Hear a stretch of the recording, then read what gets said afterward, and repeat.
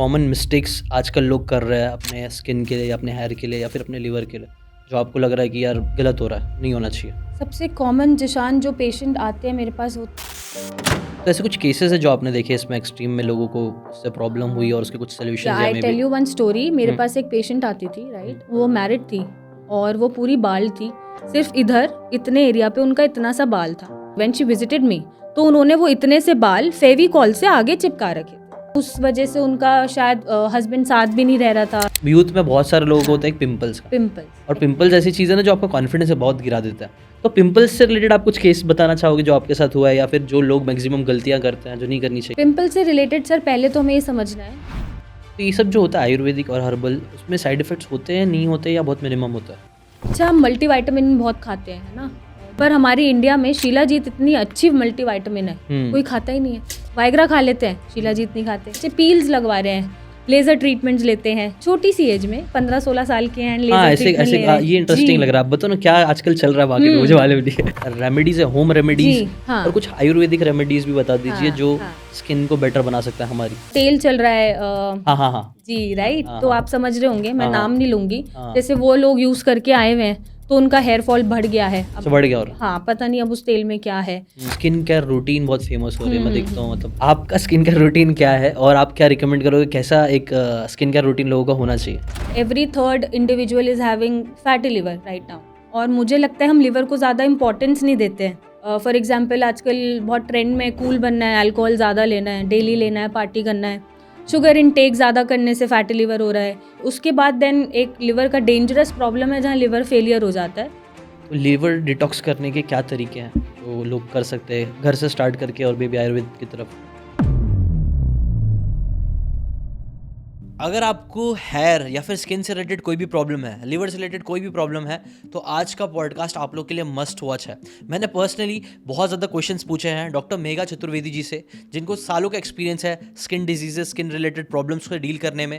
और वो भी ये जो सोल्यूशंस बताती हैं वो नॉर्मल एलोपैथी दवा से नहीं बताती, वो नेचुरल तरीके से बताती है। कैसे नेचुरल तरीकों का यूज़ करके, आयुर्वेदा का यूज़ करके हम अपने कई सारी प्रॉब्लम्स को, जो हम सबको होती है, जिनमें से कई सारी प्रॉब्लम्स मुझे भी हुई है, वो कैसे हम सही कर सकते हैं। आपको हेयर फॉल हो रहा है, अगर आपको डैंड्रफ की प्रॉब्लम है, अगर आपको स्किन पे रैशेस आते हैं, किसी चीज़ से एलर्जी होती है, अगर आपको डार्क सर्कल्स का प्रॉब्लम है, अगर आपको चाहिए कि आपके स्किन पे ग्लो रहे, एक फ्रेशनेस रहे, आप यंग दिखो, तो इन चीज़ों के लिए क्या कर सकते हैं? शिलाजीत से रिलेटेड भी हमने कुछ बातें करी है, जिसकी कई सारी रॉन्ग मार्केटिंग हो जाती है। लोगों को लगता है शिलाजीत सिर्फ एक चीज़ के लिए यूज़ होता है, बट ओवरऑल उसके हेल्थ बेनिफिट, उसका यूज़ करने का क्या क्या हो सकता है, ऐसी कई सारी ढेर सारी इंटरेस्टिंग बातें आज के इस पॉडकास्ट में आपको मिलेगी। So guys, welcome back to Zeeshan's podcast. आज की जो हमारी गेस्ट है वो बहुत ही खास है। उनका नाम है डॉक्टर मेघा चतुर्वेदी जी, जो कि एक रिनाउंड स्किन स्पेशलिस्ट है, जो इंडिया की एक बहुत ही लीडिंग और ट्रस्टेड स्किन केयर सेंटर में डॉक्टर है। सो बने रहना, वीडियो का एंड तक जरूर देखना। Let's start. सो मैम, आप पिछले 8 साल से इस फील्ड में हो, आयुर्वेदिक में आप काम कर रहे हो। सबसे कॉमन प्रॉब्लम्स आजकल लोग फेस कर रहे हैं, जी, वो आपने क्या देखी है? सबसे कॉमन जिशान जो पेशेंट आते हैं मेरे पास वो तो हेयर फॉल लेके आते हैं, राइट। मतलब everybody is concerning about their hair.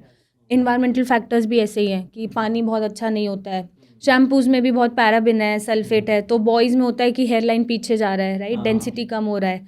कुछ जेनेटिक फैक्टर्स होते हैं कि पहले से ही शायद बाल्डनेस थी, पिताजी को या दादाजी को 50s में 40s में गंजापन आया, बट उन्हें क्योंकि due to the modern lifestyle उन्हें 30s में दिख रहा है, राइट। तो ये बहुत कॉमन प्रॉब्लम है जो लाते हैं। Then second, premature grey hair बहुत देखने को मिलता है। 20s में ही वाइट हेयर हम देख पा रहे हैं कि हो रहा है।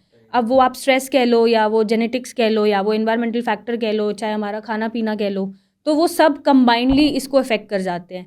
देन थर्ड है एक्ने, बहुत कॉमन है, जो टीनेजर्स होते हैं हमारे, 11 से स्टार्ट हो जाता है और 20-25 तक एक्ने का इशू बहुत आता है। मतलब एक्ने ऐसे हो रहा है कि वो पस्टुलर लग रहा है, पस निकल रहा है, ब्लीडिंग हो रहा है, पेन हो रहा है, वो धब्बे छोड़ रहा है दाग पे। देन मेरे पास अगर मैं बात करूँ तो पेशेंट ज़्यादा फिर सोरासिस का है। सोरासिस के बहुत पेशेंट है, तो ये एक तरह का ऑटोइम्यून बीमारी होता है, जब स्किन पे आपको बड़े बड़े पैचेस और स्किन इन्फ्लेमेशंस मिल जाती हैं, रेडनेस है, स्किन का फ्लेकिंग है, ये सारे कॉम्प्लिकेशंस होते हैं। देन विटिलिगो, सफ़ेद दाग जिसे हम बोलते हैं, तो यूजुअली ये पेशेंट मेरे पास आता है। ओके, और लिवर से रिलेटेड भी? yes absolutely, liver में most common is fatty liver, right। every third individual is having fatty liver right now। तो फैटी लिवर बहुत कॉमन है लिवर में, और मुझे लगता है हम लिवर को ज़्यादा इंपॉर्टेंस नहीं देते हैं, बहुत अंडररेटेड ऑर्गन समझ के रखते हैं ना, तो हम कुछ भी दे रहे हैं उसको।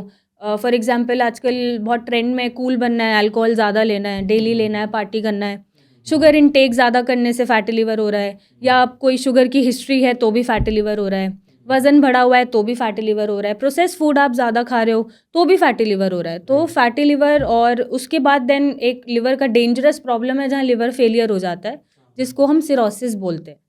तो cirrhosis is the end stage of liver disease, जब आपका लिवर काम करना ही बंद कर देता है और वो फेलियर की तरफ चला जाता है। तो पेट में पानी भर जाना, यूरिन आउटपुट ज़ीरो हो जाना, पैरों में सूजन, मुंह पे सूजन, इनफैक्ट वॉमिटिंग में ब्लड आ रहा है, या स्टूल पास कर रहे हैं तो ब्लड आ रहा है, ये जो एंड स्टेज होता है वो सिरोसिस में कन्वर्ट हो जाता है। और स्टार्टिंग इसकी फैटी लिवर से ही हुई है। Okay okay. अच्छा, जो पेट में जो पानी भरता है वो इसके जैसे होता है? हाँ जी, एसाइटिस उसको बोलते हैं।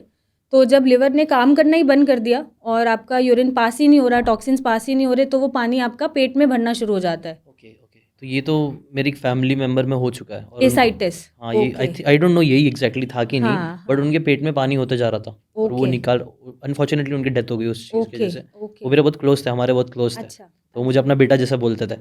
बट आई थिंक काफ़ी साल हो गया उसको, 10 तो साल के ऊपर हो गया। टेस्ट नहीं कराया या पता नहीं चला ड्यू टू विच रीज़न हो रहा है, लिवर तो फेलियर है या क्या इशू चल रहा आई है? डोंट नो, मैं तो इतना छोटा था, मुझे कुछ आइडिया भी नहीं, मैं बहुत छोटा था, बहुत टाइम पुरानी बात है। बट ये कि पानी भर जाता था और कुछ पकड़ में नहीं आ रहा था, आई डोंट नो क्या था वो अच्छा, एग्जैक्टली। है ठीक है, इसके बारे में भी हम बात करेंगे। मैं भी एक काम करते हैं, हम एक एक करके बात करते हैं, जो कि श्योर। जितनी भी आपने प्रॉब्लम्स बताई है ना, उनमें से काफ़ी सारी प्रॉब्लम्स मुझे भी है अच्छा, और होती है। सो स्टार्टिंग फ्रॉम हेयर, सबसे ऊपर से ओके स्टार्ट करते हैं। ओके। तो हेयर फॉल, हेयर थोड़े डैमेज, मतलब जल्दी टूट जाना, ऐसा मुझे हाँ, आजकल नोटिस करा, तो टूट रहे बाल जी सब, ब्रेकेज। ब्रेकेज हो रहा है, और डैंड्रफ भी होता है, डैंड्रफ का भी ओके प्रॉब्लम होता है। I think so okay. वो भी आता होगा, बहुत यस यस, कॉमन प्रॉब्लम है। एब्सोल्युटली। तो चलो पहले हेयर से स्टार्ट करते हैं। तो जी, उसके क्या क्या आप देख रहे हो, सबसे बड़े रीजंस क्या है जो ओके। जिसके जैसे ये प्रॉब्लम हो रहा है हेयर के, या फिर हेयर वाइटनिंग, वो एजिंग हो जाता है हमारा, हुँ। वो सब के पीछे क्या तो है? सबसे बड़ा सीज़न जिशान जो चीज़ें होती हैं, अब डैंड्रफ है, जैसे अगर सीज़न ड्राई है या हुँ, सीज़न जब चेंज होता है तो नॉर्मली हमें भी हल्का-फुल्का वो हो जाता है ड्राइनेस की वजह से, हुँ, राइट? हुँ, हुँ, बट आजकल आप देखोगे कि छोटे बच्चों में भी मिल रही है ये प्रॉब्लम, 10 हुँ, इयर्स, 15 इयर्स, 20 हुँ, इयर्स। तो या तो जेनेटिकल फैक्टर है, मे बी उनकी फैमिली में जो चीज़ उन्हें 40-50s में दिखी है, वो क्योंकि अब आजकल का रहन-सहन बहुत बदल चुका है, मॉडर्न हो गया है, तो वो उन्हें जल्दी दिख जाता है, अर्ली 20s में दिख जाता है, राइट? या फिर उनका इन्वायरमेंटल फैक्टर ही ऐसा है कि पानी हार्ड है, उससे डैंड्रफ बन रहा है, ड्राइनेस हो रही है, या वो प्रोडक्ट्स ऐसे यूज़ कर रहे हैं, बहुत ज़्यादा वैक्स, ड्रायर यूज़ कर रहे हैं, या जेल क्रीम्स यूज़ कर रहे हैं, उससे भी हेयर ब्रेकेज का इशू आता है। एक मैं बोलूँगी ईटिंग हैबिट्स बहुत अच्छी नहीं है आजकल के यूथ में, है ना? तो दिन में जैसे वीक की मैं बात करूँ, हफ्ते में 3-4 बार तो बाहर का खाना ही है ना? तो ये फ्रीक्वेंसीज़ बहुत बढ़ गई हैं। स्ट्रेस बहुत है अननेसेसरली। स्ट्रेस किस चीज़ का है? कोई भी स्ट्रेस नहीं है, मतलब फ़ोन देख रहे हैं तो स्ट्रेस हो रहा है, कोई ब्रेकअप हो गया है किसी से तो स्ट्रेस हो रहा है, किसी से कोई लड़ाई हो गई है तो स्ट्रेस हो रहा है। तो ये जो इनोसेंसी खो चुके हैं अर्ली एजेस में, मुझे लगता है ये सारे स्ट्रेस को एक्यूमुलेट करते हैं, और accumulation of stress leading to your hair and skin issues ज़्यादा आपको जल्दी देखने को मिल जाता है। Okay okay. तो ऐसे कुछ केसेस है जो आपने देखे इसमें एक्सट्रीम में लोगों को उससे प्रॉब्लम हुई और उसके कुछ या सॉल्यूशंस या I may tell be? You one story. मेरे हुँ, पास एक पेशेंट आती थी, राइट? वो मैरिड थी हुँ, और वो पूरी बाल थी, सिर्फ इधर इतने एरिया पे उनका इतना सा बाल था। और जब व्हेन शी विजिटेड मी, तो उन्होंने वो इतने से बाल फेविकॉल से आगे चिपका रखे थे और पूरा उनका जो स्कैल्प था वो बाल था, राइट? मतलब बेबी हेयर भी नहीं था।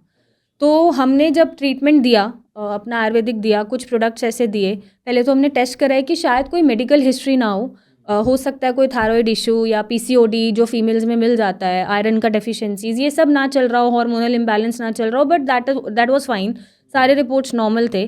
देन वी ट्रीटेड कि हम मेडिसिन देते हैं और प्रोडक्ट्स देते हैं, तो विद इन अ मंथ और 2 मंथ्स उनके एटलीस्ट जैसे शेव ऑफ करने के बाद जो बेबी हेयर्स आने शुरू हुए थे वो आने लग गए थे, ओके। जो कभी नहीं आए थे, राइट? और वो जो इतने से बाल थे वो बड़े होने शुरू हो गए थे। ओके। एंड उनको समझाया, बहुत काउंसलिंग करा कि इसको फेविकॉल से नहीं चिपकाना है, जो भी बाल है वो भी चले जाएंगे और खराब ही हो रहा था वो और तो ख़राब हो जाएंगे। एंड उस वजह से उनका शायद हस्बैंड साथ भी नहीं रह रहा था या अपने मम्मा के घर ही छोड़ गया था, तो बहुत सारे स्ट्रेस फैक्टर्स उनके साथ चल रहे थे।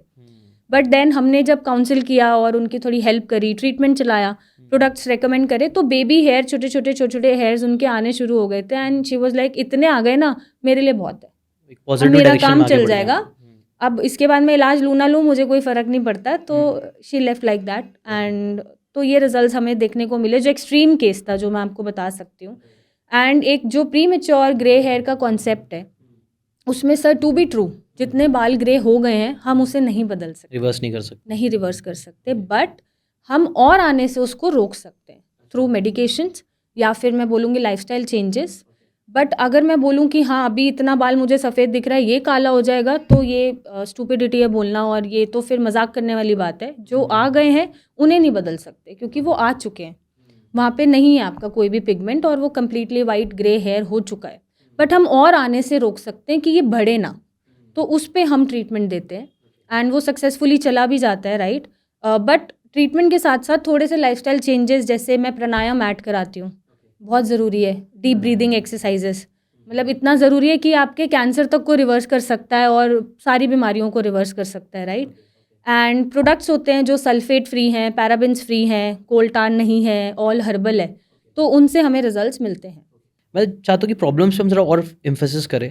जो मेजर प्रॉब्लम्स जिसके जैसे आप देख रहे हो कि हेयर में ये प्रॉब्लम हो रहा है, maybe I don't know, सबका अलग अलग प्रॉब्लम हो सकता है, reason causes, because root cause समझ में आ जाएगा तो लोग शायद उस पर ज्यादा, आई थिंक आयुर्वेदा का भी इसमें यही है कि हम रूट कॉज पे ज्यादा काम करते हैं, राइट। और ज्यादातर जो एलोपैथी ये सब भी होते हैं वो सिम्टोमेटिक ट्रीटमेंट कई बार होती है कि जो सिम्टम दिख रहा है उसका अब भी क्विक सोल्यूशन दे दो, बट हाँ मेन कॉजेस पे हम ज्यादा फोकस करेंगे तो हम इस चीज को बेटर कॉज को ही तरीके से हटा देंगे। हाँ, तो वो कॉजेज क्या क्या है अगर आप मेजर गिना सकते हो, हेयर फॉल का, मे बी या ग्रेइंग का? सबसे बड़ा रीजन तो जेनेटिक्स है, जेनेटिक्स, है ना। ओके। हो सकता है आपकी 3rd डिग्री रिलेशन तक या 3rd डिग्री जनरेशन तक बालनेस या थिनिंग रहा हेयर का, तो वो आपकी जनरेशन में दिख रहा है, अर्ली दिख रहा है।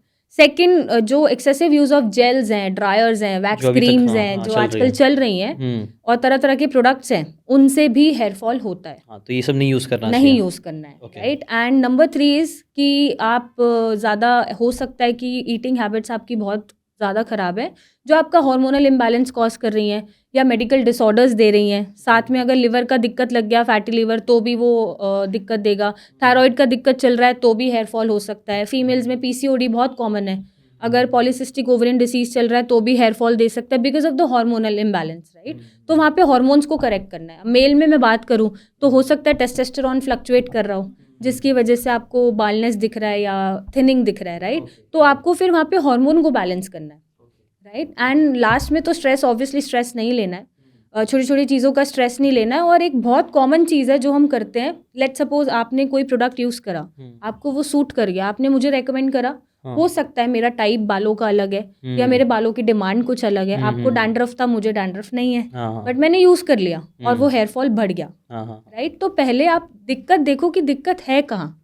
तो जब वो दिक्कत दिख जाएगी अच्छे से कि डैंड्रफ है, अच्छा डैंड्रफ को ट्रीट करना है, तो रिजल्ट्स आपको अच्छे मिलेंगे। अच्छा, आपको बालों का फिजीनेस कंट्रोल करना है या बालों का लेंथ बड़ा करना है, डेंसिटी बड़ा करना है, तो आपका ट्रीटमेंट अलग चला जाएगा या प्रोडक्ट अलग चला जाएगा। तो ये हमें चूज वाइजली करना चाहिए, राइट।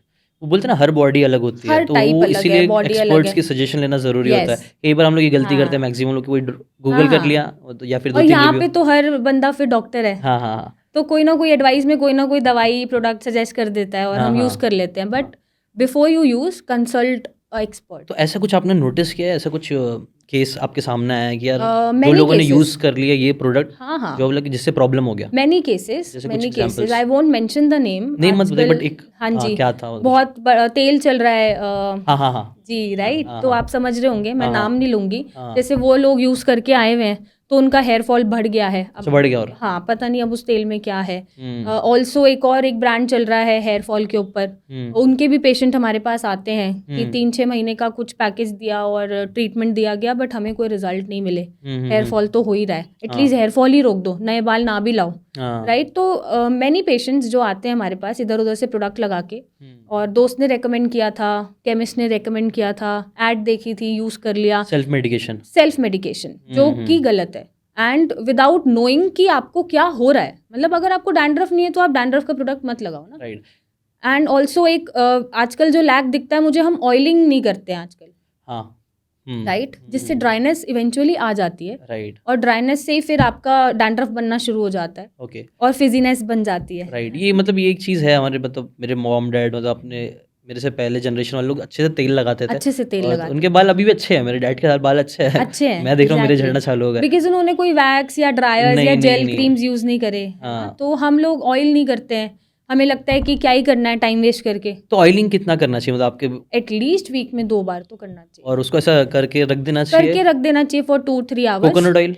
हाँ हाँ, बेस्ट है। कोकोनट है, देन एक जबरंडी ऑयल आता है, बेस्ट है। Rosemary oil is very good. अच्छा। आप उससे करो, आपका हेयर थिनिंग भी जो चल रहा है, डेंसिटी भी आएगा, हेयर थिनिंग नहीं होगा, हेयर फॉल रुक जाएगा। रोजमेरी ऑयल से? बिल्कुल बिल्कुल। तो आपको वो यूज़ डेफिनेटली तो करना वो है। हफ्ते में 2 बार करके 1-2 घंटे के लिए रखना है ऐसा? हाँ, एटलीस्ट 2-3 घंटा तो बिफोर शैम्पू आपको रखना चाहिए। फिर शैम्पू करो उसके फिर बाद? शैम्पू करिए। बट अब शैम्पू का भी एक चीज़ होता है, मैंने सुना, मुझे ये चीज़ बहुत टाइम तक नहीं पता थी कि आप शैम्पू कर रहे हो तो फिर कंडीशनर भी करो, ऐसा लोग बोलते हैं। अब ये कितना सच है क्या? कि ये लोग बोलते हैं वो फिर एसिडिक हो जाता है, फिर उसको करने के लिए, नहीं नहीं नॉर्मल नहीं, नॉट करने के लिए। नेसेसरली कि हाँ। आप हर वॉश के बाद शैम्पू कर रहे हो, शैम्पू के बाद सॉरी कंडीशनर कर रहे हो, हम्म, बट एटलीस्ट वीक में एक बार कंडीशनर कर लो, ओके। ताकि जो ड्राइनेस फिजीनेस है वो कंट्रोल हो जाए, बालों को कंडीशनिंग मिल जाए।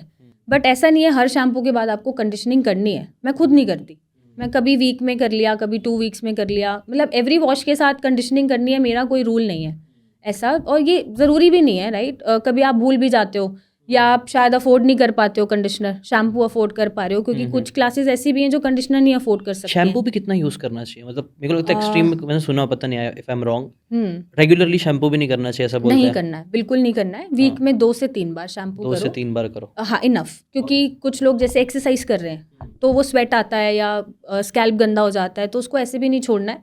वीक में 2 से 3 बार इनफ है। डेली शैम्पू नहीं करना है आपको, क्योंकि उससे भी आपका जो बाल है वो हार्ड होता है, हार्श होता है और ड्राइनेस हो जाती है, राइट? तो आप वीक में 2 या 3 बार करो shampoo, enough, more than enough. और शैम्पूज में भी तो बहुत सारे शैम्पूज जी होते हैं, जी। तो उसमें कुछ ऐसा आप इंडिकेटर्स बता सकते हो कि ये वाला शैम्पू यूज़ करो, ये सही नहीं होता, ऐसा कुछ ऐसा general idea at least? I would say कि सल्फेट फ्री शैम्पूज आपको यूज़ करने हैं, ओके। जो माइल्ड है, जो आपके बालों को डैमेज नहीं करते हैं। Sulphate free? सल्फेट और भी कुछ ऐसे अमोनिया फ्री ऐसा भी आता है, लिख के आता है ये सब? अमोनिया फ्री यूजुअली आपको कलर्स में मिलता है, हेयर कलर में। हाँ हाँ हाँ नो अमोनिया नो ब्लीच तो यूज़ करना ही है। हाँ तो हेयर कलर पे आप नो अमोनिया नो ब्लीच जाओगे, हाँ। बट शैम्पूज में आप सल्फेट फ्री और पैराबेन्स और कोल्टार, स्पेशली कोल्टार? कोल्टार, ये अवॉइड करना है आपको। ओके। तो ये सब मेरे लिए भी, मैं तो मुझे सोल्यूशन भी मिल रहा है, मेरा कंसल्टेशन भी यहाँ चल रहा है। ठीक है। और हेयर फॉल की बात करिए, अब स्किन में भी प्रॉब्लम्स मैंने भी फेस किया है। आई थिंक हर यूथ में बहुत सारे लोगों को होता है एक पिंपल्स का। पिंपल्स और पिंपल्स ऐसी चीज़ है ना जो आपका कॉन्फिडेंस है बहुत गिरा देता है। तो कई बार मतलब मैं भी जब अपने टीनेज टाइम पे था, मैं आईने में देखता था, ऐसा लगता था पिंपल बहुत आए थे मुझे इधर इधर पूरे, ऐसे बहुत खराब तरीके। तो वो मेरा कॉन्फिडेंस बहुत खराब कर दिया। मुझे लगता था मुझे झुकने की भी आदत है ना, उसके जैसी हो गई, क्योंकि मैं ऐसा करके ऐसे चलता ही था। रहते थे। हाँ, वो फेस दिखाने में प्रॉब्लम होती है, अपने आप को फेस करने थोड़ा सा एक खराब सा फील होता था। तो वो टाइम पे मैंने बहुत सारे सोल्यूशन ऐसे ट्राई करता रहता था, जो दोस्त बोल दिया वो कर ले, कभी नीम का पाउडर लगा रहे, कभी ये कर रहे, कभी वो कर रहे। तो पिंपल्स से रिलेटेड आप कुछ केस बताना चाहोगे जो आपके साथ हुआ है, या फिर जो लोग मैक्सिमम गलतियां करते हैं जो नहीं करनी चाहिए? पिंपल से रिलेटेड सर पहले तो हमें ये समझना है, केस में बताऊंगी बाद में, बट ये समझना है पिंपल हो क्यों रहा है। हाँ, यूजुअली आपको भी जब हुआ, या मुझे भी थोड़ा बहुत हुआ होगा, ये तभी हुआ होगा जब हमने प्यूबर्टी में एंटर किया, एग्जैक्टली। जब हमारे हॉर्मोन्स बदले Right. ना। 10 ईयर्स 11 ईयर्स तक अलग थे और वो एकदम से बदलने शुरू हो गए। जैसे मेल में बहुत कॉमन है, टेस्टोस्टेरोन बनता है, स्पर्म प्रोडक्शन होता है, तो वो आपका हार्मोनल डिस्टर्बेंसेस और फ्लक्चुएशंस के दौरान आपको एक्ने आता है। फीमेल्स में भी सेम, प्यूबर्टी आ रहा है, उनको मेंसेस होना स्टार्ट हुआ है, कुछ हार्मोन्स उनके अब बन रहे हैं, प्रोडक्शंस हो रही हैं, सिक्रीशंस हो रही हैं, तो उसके साथ साथ उनको पिंपल आता है। और ये रहता भी शायद 17-18 साल तक ही है, उसके बाद ये नॉर्मल होना शुरू हो जाता है खुद पे खुद। और गलती हम क्या करते हैं, हम इसको ना लेके बैठ जाते हैं कि पिंपल हो रहा है और हमें कोई ना कोई इलाज करना है, और वो इतने सारे इलाज और हम इतने सारे प्रोडक्ट्स यूज़ करके उसको और ख़राब कर लेते हैं, है ना। तो ये गलती नहीं करनी है। अगर हो भी रहा है टीन एज में तो लेट इट बी, होने दो, क्योंकि वो आपके बॉडी का रिस्पॉन्स है। क्योंकि हार्मोन्स बन रहे हैं, चेंज हो रहे हैं, तो आपकी बॉडी रिएक्ट कर रही है या रिस्पॉन्स कर रही है। Let it be. आपका कॉन्फिडेंस आपके टैलेंट से और आपका जो अंदर का जो भी टैलेंट है या जो भी आप कर रहे हैं उससे होना चाहिए, नॉट बाय योर लुक्स, है ना। बट हम लुक्स की बहुत परवाह कर जाते हैं, नहीं करनी चाहिए, स्पेशली टीनेज पे नहीं करनी चाहिए सर, है ना। तो सूरत में कुछ नहीं रखा, सीरत अच्छी होनी चाहिए, राइट। पहली बात। और दूसरी बात, इसको ना बच्चों में आदत है कि इसको पॉप अप करते रहते हैं, स्क्रैच करते रहते हैं, जिससे वो डार्क स्पॉट्स छोड़ जाता है। तो वो भी एक आदत खराब है, वो भी नहीं करना है। एंड जब आपको पिंपल्स हो रहे हैं ना, तो आप कुछ चीज़ें हैं जो खाने में छोड़ दो, जैसे बहुत ज़्यादा फ्राइड मत खाओ। अगर आप बहुत ज़्यादा नॉनवेज खा रहे हो तो रेड मीट, चिकन, मटन आप अवॉइड करो, फिश आप ले सकते हो, राइट। बहुत ज़्यादा स्पाइसेस या एग्स ले सकते हो, बहुत ज़्यादा स्पाइसेस आप मत खाओ, बहुत ज़्यादा मिर्ची मसाले जो तरह तरह का तेल में खाना बनता है वो मत खाओ। एंड डेयरी प्रोडक्ट्स आप थोड़े दिन अवॉइड कर दो, दूध दही पनीर, राइट। तो वो अपने आप ही आपका जब गट क्लेंज होना शुरू हो जाता है तो टॉक्सिन्स अच्छे से बाहर जाते हैं और आपका फेस क्लियर होना शुरू हो जाता है ना। और दूसरा स्टेप आपको ये करना है कि कोई भी ऐसा प्रोडक्ट मत यूज़ करो तरह तरह का मार्केट में जितना भी केमिकल वाला है, क्योंकि वो आपकी स्किन को हाइपर सेंसिटिव बना देता है। मतलब वो रेड कर देगा या और सेंसिटिविटी बना देगा या और आपके पस्टुलर एक्ने को ख़राब कर देगा। तो ऐसा केस हुआ है? हाँ बहुत हुआ है सर। एक मेरे पास पेशेंट आया था, उसने कुछ ट्रीटमेंट लिया 1-2 दाने का और उसको ऐसा स्टेरॉइडल ट्रीटमेंट दिया गया। जब वो मेरे पास आया तो उसके पूरे मुंह पे रेड ऐसा लग रहा था जैसे बर्न हुआ है, राइट। तो वो हमने ट्रीट किया था, विदिन 2-3 मंथ्स हमने ट्रीट किया था, उसका रेडनेस कंट्रोल किया था और हमने कुछ डाइटरी चेंजेस करे थे उसके एंड कुछ प्रोडक्ट्स दिए थे, हर्बल प्रोडक्ट्स दिए थे कि ये फेस वॉश वगैरह यूज़ करना है, कोई भी स्टीरॉयड या केमिकल वाला क्रीम नहीं लगाना है and you will be fine. तो दवाइयों का सिंपल सा रोल था, टॉक्सिन्स को वो बाहर भेज रहे थे, राइट, और उसकी पित्त को बैलेंस कर रहे थे। हमारे जैसे हम मानते हैं कि कोई भी स्किन का डिसीज़ हो रहा है तो आपका पित्त बढ़ रहा है, तो आपको दाना निकल रहा है या स्किन इश्यूज़ आ रहे हैं, तो हमने पित्त को कंट्रोल करा, ब्लड प्योरीफायर चलाया, टॉक्सिन्स को बाहर भेजा, ऑल्सो बहुत माइल्ड प्रोडक्ट दिए, हर्बल प्रोडक्ट दिए ताकि स्किन पे डैमेजेस ना हो। विदिन 2-3 मंथ्स वो क्लियर हो गया था और उसका रेडनेस ठीक हो गया था। और उसका एक इशू था कि वो कॉन्स्टिपेटेड रहता था, मतलब उसको स्टूल ही नहीं पास हो रहा 2-2 3-3 दिन। तो हमने बस उसको ऐसी दवाई दी कि स्टूल वो डेली पास हो, गट क्लेंस होता रहे और थोड़ा सा डाइटरी चेंजेस कर ले, तो उसको रिलीफ मिल गया था। गट बहुत इंपॉर्टेंट होता है, आई थिंक मैंने मतलब नोटिस किया ये चीज़ आपके बाकी सारी चीज़ों में रिफ्लेक्ट होता है, वेरी इंपॉर्टेंट। तो ऐसे कुछ सिम्टम्स हम देख सकते हैं जिससे हमें मालूम पड़े कि गलत जा रहा है या फिर कुछ प्रॉब्लम हो रहा है? जैसे कॉन्स्टिपेशन ऑब्वियसली है कि पेट आपका बराबर नहीं है, तो मे बी ये भी एक कॉज हो सकता है सारी चीज़ें प्रॉब्लम्स होने का। तो ऐसे कुछ कॉमन कॉजेज आपने देखे हैं जिससे प्रॉब्लम होती है? एक तो कॉन्स्टिपेशन ही है, राइट। दूसरा कोलाइटिस एक बहुत मिलता है पेशेंट में। कोलाइटिस क्या होता है? कोलाइटिस ये होता है सर जब हमारे इंटेस्टिनल वॉल में स्वेलिंग हो जाती है, ड्यू टू विच हमारा जो स्टूल है ना वो म्यूकस के साथ रिलीज होता है। अच्छा, राइट, या चिपचिपा रिलीज होता है। okay. या कई लोगों को आपने देखा होगा जैसे ही खाते हैं वैसे ही वॉशरूम भागना पड़ता है स्टूल पास करने के लिए, ये भी एक सिम्टम है ना। एक इरिटेशन बनी रहती है उनमें, एक अजीब सा चिड़चिड़ापन बना रहता है, पेट खराब होता है तो दिमाग भी खराब होता है। हाँ कि क्या है, मतलब आप उनसे बात ही नहीं कर सकते, बहुत इरिटेटेड है वो बंदा, फोकस नहीं है, राइट। तो ये कोलाइटिस के सिम्टम होते हैं और ये मैक्सिमम स्किन पेशेंट चाहे कोई भी बीमारी लेके आए 90% पेशेंट में कोलाइटिस मिलता है। मतलब उनका पेट या तो सेटिस्फैक्ट्री पास नहीं हो रहा स्टूल उनके पेट से, या फिर कोलाइटिस मिल रहा है, या वो 2-2 3-3 दिन तक कॉन्स्टिपेटेड ही रहते हैं, जिसकी वजह से उनके स्किन इश्यूज बढ़ जाते हैं क्योंकि टॉक्सिन्स तो बाहर जा ही नहीं रहे। तो ऐसे टाइम पे क्या क्या करना चाहिए, वही जो हमने सोल्यूशंस की बात करी है? हाँ, ऐसे टाइम पे पहले तो पेट को रिलीफ करना बहुत ज़रूरी है। कॉन्स्टिपेशन है तो उससे आप रिलीज़ करिए, अगर कोलाइटिस है तो आप मेडिकेशन से उसको ठीक करिए, मतलब लेटरिन में म्यूकस नहीं आना चाहिए, स्टूल में चिपचिपापन नहीं होना चाहिए, ऐसा ना हो बंदा खाते ही स्टूल पास करने जा रहा है, राइट। ऐसा ना हो कि उसको बहुत इरिटेशन बनी रहती है, टायर्डनेस बनी रहती है, तो आपको उसको पेट को ठीक करना है, उसके पेट को इम्पॉर्टेंट रखना पड़ेगा, पहले नंबर पे रखना पड़ेगा कि ये ठीक हो जाए। तो पेट के साथ साथ देन अगेन हमारा फिर ब्लड प्योरीफायर काम करता है, टॉक्सिन्स बाहर चले गए, पेट ठीक हो गया, फिर हमने पित्त को कंट्रोल कर लिया एंड उसके बाद जैसे जैसे बीमारी है, अब जैसे ऑटोइम्यून बीमारी लेके आया पेशेंट, सोरासिस या विटिलिगो, तो हम इम्यूनिटी को ये रियलाइज़ करवाते हैं कि आपकी बॉडी को अटैक ना करे, मतलब इसका रक्षक ही बना रहे, भक्षक ना बने, क्योंकि ऑटोइम्यून डिसऑर्डर्स वहीं से आते हैं, राइट। तो इतना ही काम होता है।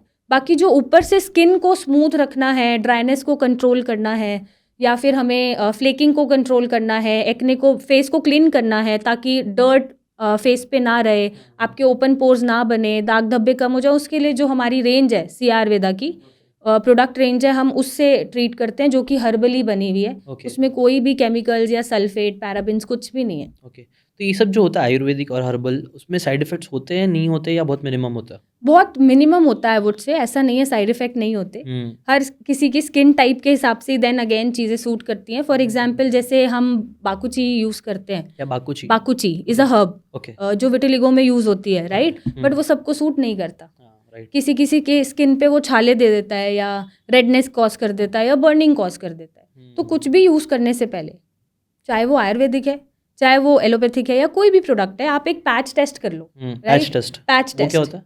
हल्का सा अपने स्किन पे, हैंड पे लगा के देख लो और उसे 5-10 मिनट के लिए छोड़ दो। एनी प्रोडक्ट अगर 5-10 मिनट में उसने कोई इरिटेशन, बर्निंग, इचिंग कॉज नहीं करी, it will suit you. Okay. अगर कर रहा है तो फिर हट जाओ, दूसरे प्रोडक्ट पे चले जाओ। हाँ, ये बहुत इंपॉर्टेंट है। आई थिंक कोई जी। भी, आई थिंक कोई भी प्रोडक्ट यूज करने, कोई स्पेशली भी जो स्किन प्रोडक्ट पे सर, लगा रहे एनी हो, प्रोडक्ट, ये आप टेस्ट जरूर चाहे कर वो लेना। आयुर्वेदिक है चाहे वो कोई भी प्रोडक्ट है, आप यूज़ करने से पहले एक पैच टेस्ट करें। आप हल्का सा अपने हाथ पे यहाँ लगा के देखें, 5-10-15 मिनट के लिए उसे छोड़ दें। अगर कोई इरिटेशन बन रहा है, बर्निंग बन रहा है, कुछ भी लग रहा है, तो आप जाके वॉश ऑफ कर लें and move to the next product. Right. वो आपके लिए नहीं है। राइट। नहीं, ये तो एकदम मेक सेंस, बिकॉज दूध या जितनी भी एकदम नेचुरल चीज़ें भी होती है वो बिल्कुल। सबको सूट नहीं करती है। बिल्कुल तो वो हमें अपनी बॉडी को हमें समझना बहुत ज़रूरी हमें है कि समझना आपको है। क्या जम रहा है, क्या नहीं नो जम योर रहा बॉडी, है। यस। कि आपकी बॉडी क्या चाह रही है और Right. आपको क्या सूट करता है। फॉर एग्जाम्पल जैसे दूध सबको सूट नहीं करता, मशरूम सबको सूट नहीं करता, एलर्जीज होती हैं, राइट। सोए से एलर्जी होती है या फिर नॉनवेज से एलर्जी होती है। तो नो योर बॉडी, अपनी बॉडी के हिसाब से आप डिसाइड करें कि आपको डाइटरी चेंजेस क्या करने हैं और आपको क्या प्रोडक्ट्स यूज़ करने। राइट। अच्छा, इस पे मेरा एक इंटरेस्टिंग, मेरे को भी क्वेश्चन है। जैसे कई बार एलर्जीज जो होती है उससे हम लोग उसको कई बार बहुत कंप्लीटली अवॉइड कर देता है। कि मेरा थॉट आप बताना कितना सच है कि उसको मुझे लगता है एकदम बंद भी नहीं कर देना चाहिए, ऐसा थोड़ा थोड़ा। आप एक्सपर्ट, आप बताना। क्योंकि जैसे मुझे ना बीच में मुझे ऐसा लगा मेरे को लैक्टोज का प्रॉब्लम है, अच्छा। तो मैंने ना दूध को एकदम कट ऑफ कर दिया। हाँ बट फिर मैं दूध पीता था, मेरे बहुत गैस होती थी। हाँ लेकिन अभी मैंने नॉर्मली सुबह सुबह थोड़ा थोड़ा मैंने हाँ टेक चालू कर हाँ, रखा, हाँ। तो अब मुझे इतना प्रॉब्लम नहीं होता है। हाँ तो ऐसा मेरा मतलब बॉडी अडेप्ट करने लग जाती है। हाँ तो ये क्या, ये कुछ मेक सेंस कर रहा है? जैसे बाहर वाले लोग मुझे ऐसा लगता है बहुत ज़्यादा एलर्जिक हो जाती है क्योंकि बहुत अवॉइड करने लग जाते हैं वो चीज़ों को। हाँ, थोड़ा भी नहीं आना हाँ, चाहिए। हाँ, फिर वो थोड़ा भी आता है हाँ, तो सर्दी हो जाती है। जैसे हाँ। बच्चों में भी थोड़ा सा ठंडा खा लिया तो सर्दी हो गई। True true. तो ये सच क्या है इसमें क्या? सी आधा सच है, हाँ आधा थोड़ा नहीं है। हाँ, हाँ। आई वुड से, क्योंकि मेरा जो बेटा है उसको भी लैक्टोज से प्रॉब्लम है, हाँ। राइट। तो हम क्या करते हैं, जब उनके पीडियाट्रिक से हमने कंसल्ट करते हैं या हम डेयरी प्रोडक्ट्स पे जाते हैं, तो वो बोलते हैं go slow with dairy products, right. दूध जैसे आप एकदम बंद कर दो क्योंकि उसको डायरिया हो जाता है या लूज मोशन लग जाता है, बट आप उसका रिप्लेसमेंट उसको दो। आप सोया दूध दो, आप बादाम का दूध दो, आप कोकोनट का दूध दो। दूध मत बंद करो, सोर्स बदल दो, राइट। अब जैसे उसको पनीर से प्रॉब्लम हो रहा था, तो पनीर उन्होंने बंद कराया और बोला कि जब सर्दियाँ आ जाएंगी और मेटाबॉलिज्म अच्छा हो जाएगा, ये वेदर चेंज खत्म हो जाएगा रेनी सीजन का और ये सब, तो गो स्लो। जैसे आपने थोड़ा सा पीस खिलाया वीक में 1 बार 2 बार, and then increase the amount धीरे धीरे। Right. एकदम से नहीं कि एक ही दिन में आपने उसको 100 ग्राम 200 ग्राम पनीर खिला दिया। तो Right. Go slow with the dairy products. Right. And अगर आप नहीं भी खिलाओगे तो आप सोया पनीर दे सकते हो। ओके। एंड अगर बच्चे को सच में उसके बाद भी सूट नहीं कर रहा है तो आप रहने दो, आप अपना सोर्स ही बदल लो, राइट। जैसे आपने बोला कि गैस हो रहा था आपको, देन आपने सुबह थोड़ा थोड़ा इनटेक शुरू करा तो थोड़ा बेटर लगा, क्योंकि जब आपने सुबह इनटेक करना शुरू करा तो शायद उसका फॉर्म बदल दिया लेने का, या फिर आपने सुबह सुबह इनटेक करा तो वो शाम तक एसिमिलेट हो गया, डाइजेस्ट हो गया। हाँ, हो सकता है। रात इसलिए को शाम लेने में से, आई थिंक हाँ, प्रॉब्लम हो शाम सकता को है। लेने से, क्योंकि शाम में हमारा कोई फिजिकल एक्टिविटी नहीं होता। हाँ। तो हम क्या करते हैं, यूजुअली सो जाते हैं या बुक रीडिंग करी या घर पे बैठ गए या टीवी देख लिया, सो गए, है ना। तो उससे क्या हुआ, ना डाइजेशन प्रॉपर हुआ, ना मेटाबॉलिज्म अच्छा हुआ। सुबह जब आपने कंज्यूम करा तो वो पूरे दिन में डाइजेस्ट हो गया अच्छे से। फिजिकल एक्टिविटी आप कर रहे हो, मूवेबल हो, मोबिलिटी है, कुछ ना कुछ काम कर रहे हो। तो सही टाइम पे सही तरीके से अगर चीज़ों को कंज्यूम करा जाए, बट देन तब भी सूट ना हो तो छोड़ देना चाहिए। Right, know your body. आपको Yeah, अपने know आप your body. सबसे बेस्ट आंसर मुझे लगता है अपनी बॉडी देगी लॉन्ग Exactly, टर्म में। वही देगी। राइट। आपने एक और चीज़ बहुत अच्छी बोली थी स्किन से रिलेटेड कि यार हमें वो जब एक्ने की बात जो होती है उसमें ना कॉन्फिडेंस डाउन हो जाता है। तो वही मेरे दिमाग में आता है कि यार हमें उसे ऐसा देखना चाहिए rather than कि वो बहुत बीमारी खराब चीज़ है। ये एग्जैक्टली, तो एक साइन है कि आप ग्रो हो रहे हो। साइन है कि ग्रो है। पॉजिटिवली हाँ, कि आप मर्द बन रहे हो या फिर आप औरत बन रहे हो। एग्जैक्टली। वो एक सिर्फ साइन है, बी इसको प्राउड ऑफ इट। पॉजिटिवली लो आप, हाँ, राइट। you're growing। यस, ये कुछ खराब नहीं प्यूबर्टी है। आ रही है, कुछ Right. खराब नहीं है। बट हम उस टाइम पे गलती क्या करते हैं, इतने सारे डॉक्टर कंसल्टेशन ट्रीटमेंट लेके केमिकल्स लगा के बच्चे पील्स लगवा रहे हैं। नीडल पील्स होती हैं, क्या होता है वो? मतलब पील्स, केमिकल पील्स होती हैं अच्छा। जो फेस पे लगाई जाती है, and then it will cure your acne. हाँ, लेजर ट्रीटमेंट्स लेते हैं छोटी सी एज में, 15-16 साल के हैं, हाँ, लेजर ऐसे ट्रीटमेंट ऐसे ले रहे हैं। ये इंटरेस्टिंग जी। लग रहा है। आप बताओ ना क्या आजकल चल रहा है मार्केट में, मुझे मालूम नहीं है। जैसे लेजर ट्रीटमेंट सर बहुत चल रहा है, हाँ। माइक्रो नीडलिंग बहुत चल रहा है। तो ये सही है या ये आपके हिसाब गलत से? है, एब्सोल्युटली गलत है। ओके। क्योंकि एक तो आप जैसे मैंने बोला कि तो साइन है, आप इसको बीमारी समझ रहे हो, है ना। एंड रादर देन आप ऊपर से अपने फेस पे और सेंसिटिविटी बना रहे हो, स्किन को डैमेज कर रहे हो, इतना टॉर्चर दे रहे हो खुद को, उससे अच्छा है कि आप अपना अच्छा डाल लो शरीर में, उससे भी क्लेंज हो जाएगा। And skin is the only reflection of your inner being sir. जैसा आप अंदर डाल रहे हो ना, वो आपको बाहर दिख रहा है और कुछ नहीं है। स्किन आपको इचिंग हो रही है तो हो सकता है आपका लिवर में लेवल बढ़ रहा हो या किडनी में क्रिएटिनिन का लेवल बढ़ रहा हो तो इचिंग हो रही है, वरना इचिंग नहीं होगी। राइट। अगर एक्ने हो रहा है तो हार्मोनल डिस्टर्बेंसेस हैं ऑब्वियसली, इसलिए आपको एक्ने हो रहा है, या पेट साफ नहीं हुआ इसलिए आपको एक्ने हो रहा है, राइट। अगर आपका स्किन डल हो रहा है तो हो सकता है आप अपना खाना पीना में कोई एंटीऑक्सीडेंट खा ही नहीं रहे हो, बाहर का ही खाना खा रहे हो जिसकी वजह से डल लग रहा है, पेट के इश्यूज आ रहे हैं, अगेन देन पेट इन्वॉल्व है इसमें। तो आप बेटर है कुछ भी ऊपर से आप करना चाहते हो करो, अच्छी बात है, but at the same time अंदर से भी बॉडी को ठीक रखना ज़रूरी है। राइट। आई थिंक ये बहुत इंपॉर्टेंट पॉइंट है जो सबको समझना चाहिए, बिकॉज हमारी body is telling you something, yes, और वो जो बोल रही है हम उसका ही गला घोट रहे हैं कि तू क्यों बोल रही है, चुप हो जा। चुप हो जा। तो ये तो गलत ही हो गया ना, बिल्कुल, वो तो बिल्कुल। सिग्नल दे रहा है हमें कि बिल्कुल। क्या। जैसे एक बहुत कॉमन चीज़ है, आजकल सबका विटामिन डी कम मिलता है, हाँ हाँ, ये भी सबका, एक issue है। लगभग सबका। हाँ तो अभी क्या, जैसे पैरों में दर्द हुआ, काफ मसल स्पेशली जो विटामिन डी का सिम्टम है कम होने का, वो यही है, जो काफ मसल्स होती हैं उसमें पेन होगा या बैक एक होगा, बट हम इसको इग्नोर कर देते हैं। हम क्या कर रहे हैं, हम स्प्रे लगा रहे हैं, दवा खा लिया। हम पेन किलर खा रहे हैं, हाँ। हम विटामिन डी पूरा नहीं कर रहे। हाँ तो बेटर है कि विटामिन डी आप पूरा कर लो, राइट तब पेन ही नहीं होगा। राइट तो यहाँ पर अप्रोच बदल जाती है। राइट। ये चीज़ आई थिंक समझना बहुत ज़रूरी, बिकॉज हम लोग एक गोली खाने का ना एक वो एक ट्रेंड बन Trend गया है, है, ट्रेंड trend। बन गया है लोगों का। मतलब मैं बाहर के शोज देखता हूँ कई बार, फॉरेनर्स तो वो सब पिल लेके चलते हैं, या कुछ भी हुआ तो फटाक से खा लिया, फटाफट थोड़ा सा एंजाइटी वाला दवा खा लिया ये फटाक तो से, बहुत कॉमन है सर। और वो मतलब ऐसी कॉमन दिखाया जाता है, तो हमको लगता है कि यार यही तरीके से हमें भी लाइफ जीना चाहिए, बट आई थिंक वो सारी चीज़ें लॉन्ग टर्म में बहुत इफेक्ट And करेगी। आपको लगता है शायद हम इन्फ्लुएंस है बहुत उन ज़्यादा। लोगों आई से, थिंक हाँ। वेस्टर्न कल्चर से हम बहुत ज़्यादा इन्फ्लुएंस्ड है, बिकॉज हम उनके शोज़, उनकी मूवीज़, मार्केटिंग, मुझे लगता है ना वेस्टर्नर से कुछ सीखना चाहिए तो वो है मार्केटिंग। वो लोग जिस तरीके से मार्केट करते हैं बुरे को भी अच्छा बना देते हैं। तो जितनी दवाइयाँ वाइयाँ हैं, ये सब बहुत, वायग्रा, ये सब बहुत सारी चीज़ें मैं बहुत सारी शोज़ है। देख रहा था जी। कैसे उसकी मार्केटिंग करेगी, कितनी मेहनत करके उन लोग ने उसको इतना बड़ा बना दिया। हाँ। आज सबको लगता है कि हमें यूज़ करना चाहिए, हाँ हाँ ऐसा दिमाग में फीड कर दिया हाँ। गया है। अच्छा, हम मल्टीविटामिन बहुत खाते हैं, है ना, हाँ। जो बाहर की आ रही है, फॉरेन प्रोडक्ट्स आ रहे हैं, हम्म, पर हमारी इंडिया में शिलाजीत इतनी अच्छी मल्टीविटामिन है, हम्म, कोई खाता ही नहीं है। हम्म, वायग्रा खा लेते हैं, शिलाजीत नहीं खाते। मल्टीविटामिन खा लेंगे, बड़ी बड़ी गोली कैप्सूल, बट शिलाजीत नहीं खाएंगे। शिलाजीत ज़रूरी नहीं है कि आपको सिर्फ सेक्सुअल डिसऑर्डर में हेल्प करे, नो, ये एक ऐसा मिनरल है, इसमें सारे मिनरल्स हैं। आप जितने मल्टीविटामिन में ढूंढने जाओगे उससे कहीं ज़्यादा शिलाजीत में आपको हर एक छोटा मिनरल मिलेगा, हर एक छोटा विटामिन मिलेगा। अच्छा। अब वो कंज्यूम कर लो। सुपर फूड है मतलब। यस, सुपर मेडिसिन है। इंडिया में ऐसी बहुत सी चीज़ें हैं, जी। इसीलिए तो आयुर्वेदा मुझे इंटरेस्टिंग भी लगता है कि बहुत सारी चीज़ें हमारे पास ही है, जी, बट हम बाहर ढूंढने की कोशिश करते हैं। शायद। तो अ, ये पता होना ज़रूरी है। ऐसा और भी कुछ चीज़ें बता सकते हो जो इंडिया की है बट अंडर वैल्यूड है, मतलब इतना उसका नाम नहीं, जैसे आपने शीलाजीत के बारे में बताया, बिल्कुल, ऐसी कुछ बिल्कुल। आयुर्वेद में और भी चीज़ें हैं जो लोगों को यूज़ करना चाहिए बट यूज़ नहीं कर रहे हैं फॉर स्पेसिफिक थिंग्स।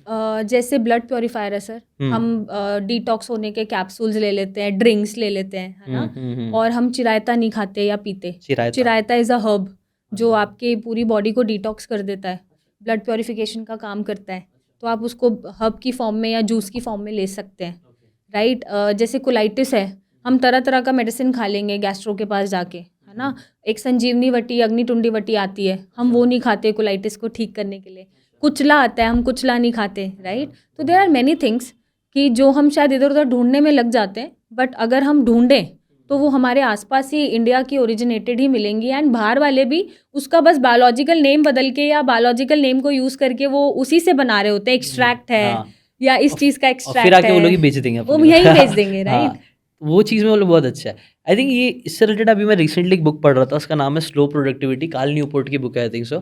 उसमें ना वो बोल रहे थे कि इटली में कुछ तो हुआ था, मतलब एक ट्रेंड चला है जो बाहर वालों ने लाया, फास्ट का ट्रेंड है, फास्ट फूड खाओ, फास्ट दवाइयाँ खाओ जो आपको फास्ट रिजल्ट दे। तो वो बोलते हैं दुनिया ना बहुत फास्ट की तरफ जाते जा रही है, बट वो फास्ट चीज़ें है अच्छी नहीं हमारे लिए, तो स्लो की तरफ जाना चाहिए। इवन प्रोडक्टिविटी को भी लेके लोग है ना बहुत कि प्रोडक्टिव होना है, आज ये करना 10 चीज़ें, ये काम, ये काम।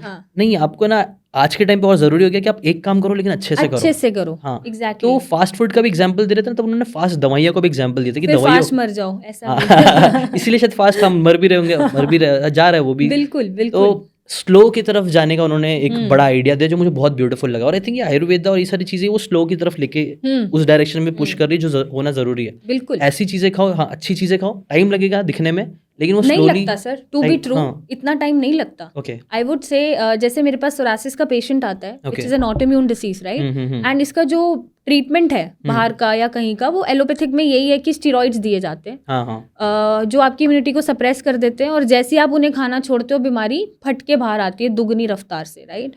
बट अगर मैं देखूं तो अगर पेशेंट 10-15 साल से भी सोरासिस का पेशेंट रहा और वो स्टीरॉइड पे था तब भी बीमारी को ठीक नहीं कर पाया, राइट। मेरे पास जब वो आ रहा है, स्टीरॉइड छोड़ रहा है, तो उसे 10-15 दिन की तकलीफ हो रही है कि हाँ स्टीरॉइड का बैरियर हटा और आपको थोड़े पैचेस निकलने शुरू हो गए वापस से, but again with in a month और 2 मंथ बहुत अच्छे से बॉडी क्लियर होती है। I can show you the result. जो 2-2 महीने में सोरासिस क्लियर हो गया, जो शायद 20 साल से नहीं हुआ था या 15 साल से नहीं हुआ था, राइट। बट साथ में कुछ लाइफस्टाइल चेंजेस होते हैं जो पेशेंट को करने चाहिए मेरे हिसाब से। अलोन मेडिसिन या अलोन कोई हर्ब, चाहे आयुर्वेदा है चाहे कोई भी पैथी है, वो ठीक नहीं कर सकती। आपको अगर डॉक्टर्स या दवाइयों से बचना है तो अपना खान पान और रहन सहन अच्छा होना चाहिए, not for the patient, for everybody. अगर जैसे आपको फैटी लिवर है तो आप दवा नहीं भी लोगे तो you can reverse your fatty liver by exercising, right. बाहर का बिल्कुल छोड़ दो, प्रोसेस फूड छोड़ दो, प्रोटीन इनटेक रखो अपनी डाइट में, तला भुना बिल्कुल ही छोड़ दो, अल्कोहल बिल्कुल मत लो, तो you can reverse your fatty liver also. Treatment की जरूरत एक्सट्रीम पे पड़ती है। Right right.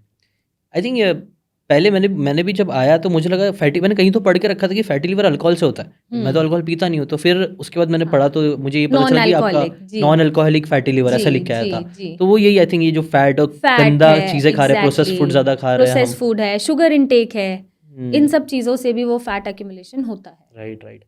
तो कमिंग बैक टू ना स्किन पे हम आते हैं वापस से, एक चीज़, एक कॉमन प्रॉब्लम जो मैंने नोटिस करा लोगों को होती है कई बार, ऐसा मैंने अभी रिसेंटली पढ़ा भी सुना था, किसी ने बोला कि यार जो इंडिया, मतलब जो थोड़े कलर में हम कम होते हैं इंडियंस या फिर अफ्रीकन्स, वो लोग है ना वाइट करने के पीछे बहुत जाते हैं। जो यूरोपियंस है वो लोग अपने स्किन टैन करते रहते हैं, तो कोई भी अपनी स्किन से कई बार संतुष्ट नहीं होता है। हाँ, लोगों सर जिसके पास जो है ना, हाँ उसकी कदर नहीं होती, उसकी कदर नहीं है और वो उसी से संतुष्ट नहीं हाँ है ना। आप देखोगे फॉरेनर्स को वो बीच पे टैन कर रहे होते हाँ वो लोग हैं, सनबर्न करते हैं कि हाँ। हमें थोड़ा वीटिश कलर चाहिए, हमारे पास वीटिश कलर है हाँ। तो हम गोरे होने के लिए पड़े रहते हैं। हाँ। एंड मुझे क्या लगता है कि स्किन को बदलने की कोशिश बिल्कुल ना करें, आप उसे बेहतर बनाएं।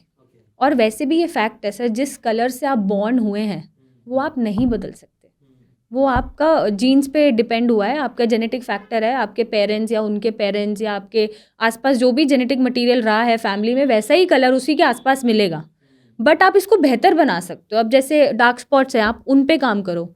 हाँ ये मैं पूछना, ये भी ग्लो important नहीं है, ड्राइनेस है, तो ड्राइनेस को कंट्रोल करो, या ग्लो के लिए आप ऐसा फूड खाओ कि वो ग्लो करे, या आप एक्सफोलिएशन करते रहो, डल स्किन हटाते रहो, तो आप ऑलवेज बेहतर बना सकते हो स्किन को। बट आप ये सोचो आप बदल जाओ, आज आप ऐसे दिख रहे हो और कल आप एकदम ही वाइट दिखो, वाइट इन कलर दिखो, तो सर ये तो गलत हो जाएगा। राइट। नहीं, ये आपने बहुत ब्यूटीफुल चीज़ बोली है। आई थिंक हम सब जो है ना, जो हम हैं, हाँ। उसके लिए प्राउड फील करना चाहिए। और Exactly. लोग है ना प्राउड नहीं फील करते, उनको हाँ। लगता है कि हमारे में कुछ कमी है, वो ज़्यादा अच्छा है, ये गोरा है तो ज़्यादा अच्छा है। हाँ। Be proud of who you are, अपने रूट्स को, अपने आप के लिए, हम जो है, ऊपर वाले ने हमें जो बनाया, जब हम वो सर सेलिब्रेट नहीं करते हैं। ऊपर हाँ। वाले ने जो बना के दिया है और आपको जिस तरह की लाइफ दी है, जिस तरह की सहूलियत दी है, पूरे हाथ पैर दिए हैं, हर ऑर्गन अच्छे से चल रहा है, इसको सेलिब्रेट नहीं करते हैं।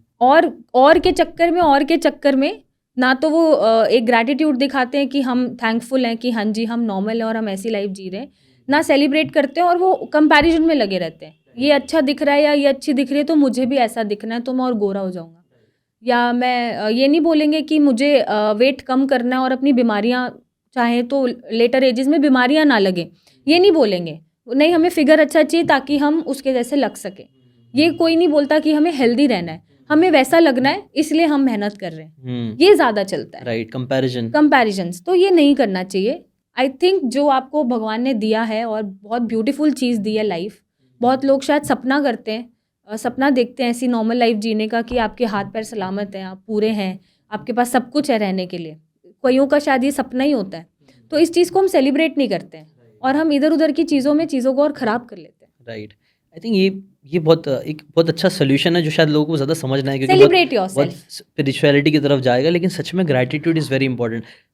बोलते हैं ना, जो सबसे बड़ा थीफ है ना दुनिया का, जो वो नेगेटिव कंपैरिजन। यस, मैक्सिमम लोग है ना कंपैरिजन में बर्बाद हो जाते हैं। वो आपका जॉय खत्म, सबसे बड़ा चोर है, और वो आपकी खुशी को चोरी करके लेके चले जाता है। जब भी आप कंपेयर करोगे, चाहे अपनी इनकम हो, चाहे आपके लुक्स हो, चाहे कुछ भी हो, जितना आप कंपेयर करोगे वो भी नेगेटिवली, तो अपने आप से ऊपर वाले को देख रहे हो और इसको लग रहा है यार मैं कम हूँ, तो तब तक वो आपकी पूरी जॉय को खत्म कर देगा और आप फिर कॉन्फिडेंट ही नहीं रह पाओगे। और टू बी ऑनेस्ट, हम लोग जितने भी बड़े बड़े लोगों को मुझे लगता है देखते हैं, जिससे इंस्पायर होते हैं ना, उनकी एक चीज़ जो हमें बहुत पसंद आती है वो होता है कॉन्फिडेंस। लोग आप भले से कितने भी ब्लैक हो, लेकिन आप चल रहे हो तो लग रहा है कि यार कॉन्फिडेंस है बंदे में, आप Personality, ओन करते हो जो yes, हो। yes. आई थिंक वो इंपॉर्टेंट है, वो वो चीज़ को important. टैप करना चाहिए सबको। और वो सच बोल रहा हूँ मैं, वो आपने जब टैप कर लिया ना वो कॉन्फिडेंस खुद के बस ऊपर, बस है. फिर सब आपको फॉलो करेंगे, बोलेंगे यार इसकी तरह बाल रखना है, यार मुझे इसकी तरह ये रखना है। Nobody can beat you, sir. Right. अभी तो ट्रेंड में भी जैसे चला है पूरा शेव ऑफ करने का बहुत ट्रेंड चला है कि पूरे गंजे हो गए, ये भी एक लुक है. क्यों चला? क्योंकि वो कॉन्फिडेंस था उस बंदे में और उसने फैन बना लिया अपने कि हम भी उसकी तरह गंजे होके घूमेंगे. तो आपको ये कॉन्फिडेंस होना चाहिए और आप सेलिब्रेट करो, आप कंफर्टेबल रहो. आपको जो भगवान ने दिया है, जैसा स्किन दिया है या बाल दिया, आप उसको और ख़राब मत करो, उसको बेहतर बनाते रहो. बट आप कंफर्टेबल रहो in your own skin, in your own hair. But आप उसके जैसा बाल चाहिए ऐसा नहीं हो सकता. Right, exactly. बस ये आपने एक और चीज़ बोली थी जो अच्छी है कि हमें ना अपने आप को मतलब अपने आप से कंपेयर करके अच्छी चीज़ें खाए, गुड चीज़ें करें, जो आयुर्वेदिक काइंड ऑफ है, जो आपको हेल्प कर रहा है अपने आप को और बेटर करने के लिए। अब जैसे ड्राइनेस डैंड्रफ है या बाल थिनिंग है, ब्रेकेज, आप ऑयलिंग करो. बहुत पुरानी चीज़ चली आ रही है ना. और आपने देखा भी होगा जब तक हमारे बाल मम्मा पापा के या नानी दादी के हाथ में रहते हैं तब तक अच्छे रहते हैं. जैसे ही हम बड़े हो जाते हैं वो ख़राब हो जाते हैं. तो आप ऑयलिंग करो, आप चूज़ वाइजली, आप चूज़ अच्छे से करो जो भी प्रोडक्ट्स आप यूज़ करो. और अगर साथ में कोई मेडिकल डिसऑर्डर चल रहा है, जैसे फीमेल में चल रहा है कुछ भी या मेल में चल रहा है, तो आप उन कमियों को साथ साथ पूरा करो ताकि आपको रिजल्ट फास्ट मिले. एंड अगर आप चाहते हो कि हाँ आपको ग्लो करना है, बहुत अच्छा दिखना है, तो आई वुड से कि जो अंदर डालोगे वो चेहरे पे दिखेगा. अब आप अल्कोहल और स्मोकिंग ही कर रहे हो तो वो दिखेगी, डलनेस दिखेगी, डिहाइड्रेशन दिखेगी, ये ड्राई लिप्स आपके ड्राई हो जाएंगे, स्किन ड्राई हो जाएगी. हाँ, मैं ये पूछना चाहता था इसके हाँ. कॉजेज़ क्या, मैक्सिमम कॉजेज़ क्या जो स्किन हमारी डल दिखती है? आई थिंक ब्राइट होना चाहिए थोड़ा-सा, मतलब। ओके. हाँ। तो सर एक तो यही प्रॉब्लम है कि हम एंटीऑक्सीडेंट्स जो फूड हैं, जैसे बेरीज हैं, हाँ। फ्रूट्स हैं, कुकुम्बर हैं, सैलेड्स हैं, ये हम इंटेक नहीं करते. ओके। ऑल्सो वाटर इंटेक हमारा बहुत कम होता है. याद आ गया तो पी लिया, ज़रूरी नहीं है कि पीना है ना. तीसरा, ऑब्वियसली जो एक्सेसिव यूज़ ऑफ स्मोकिंग है, अल्कोहल है, जब वो ज़्यादा हम यूज़ करने लग जाते हैं तो हमारा लिवर फैटी लिवर की तरफ या लिवर पे कुछ खराबी आना शुरू हो जाता है, जो टॉक्सिन्स बाहर नहीं भेज पाता है. एंड ऑब्वियसली जब टॉक्सिन्स आपके अंदर ही घूमते रहेंगे तो वो यहाँ पे तो रिफ्लेक्ट करेंगे, राइट. एंड ऑल्सो हो सकता है कि बहुत ज़्यादा नींद आप नहीं लेते हो, मतलब सोते नहीं हो, नाइट वॉचिंग चल रहा है, बहुत ज़्यादा स्ट्रेस में हो, रो रहे हो, तो उससे भी स्किन आपका डल और ग्लोइंग नहीं लगता है. Right, right. तो ये सब नहीं करना है. एंड ऑल्सो द प्रोडक्ट्स, आप प्रोडक्ट सूट नहीं कर रहा फिर भी यूज़ कर रहे हो तो वो नहीं करना चाहिए. आपको पहले देखना है कि प्रोडक्ट सूट कर रहा है नहीं कर रहा है. आप ऊपर से स्किन को बस डेड स्किन को निकाल सकते हो, क्योंकि स्किन सेल्स बनते हैं हर 3 महीने में और आपका स्किन रिप्लेस होता रहता है.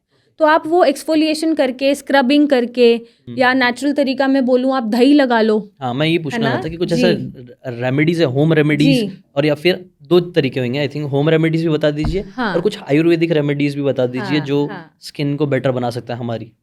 स्किन को बेटर करने के लिए सबसे पहले तो आपको खाना भी है एट द सेम टाइम. पानी बहुत पीना है और आपको खाना है, फ्रूट्स बहुत खाने हैं. एंटीऑक्सीडेंट जैसे बेरीज हैं, एवोकाडोज हैं, ये सब खाना है. ऑरेंजेस हैं, विटामिन सी वाले फ्रूट, ये खाने हैं. कीवी ज़रूर खाना है. हाँ, मतलब इंडिया में जैसे एवोकाडो, ये हाँ, बेरीज तो ये हाँ. कम मिलता है यहाँ पे, मतलब हमारे यहाँ पे, तो सर आप क्या बेटर? एप्पल भी खा लोगे ना, एप्पल, एप्पल एंड स्ट्रॉबेरीज, वो भी बहुत अच्छा है आपकी स्किन को ग्लो कराने के लिए, क्योंकि उसमें विटामिन सी भी है, एंटीऑक्सीडेंट्स भी है, तो आप खा सकते हो. आप पपाया खाओ. पपाया इज़, हाँ, अपने आप में ये एक सुपर फूड है.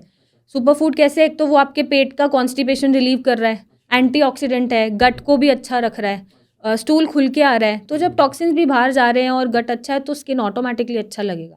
ऑल्सो आप इन फ्रूट्स को अप्लाई भी कर सकते हो. आप पपाया फेस पे अप्लाई कर सकते कैसे, हो. उसका पेस्ट बना के? बिल्कुल.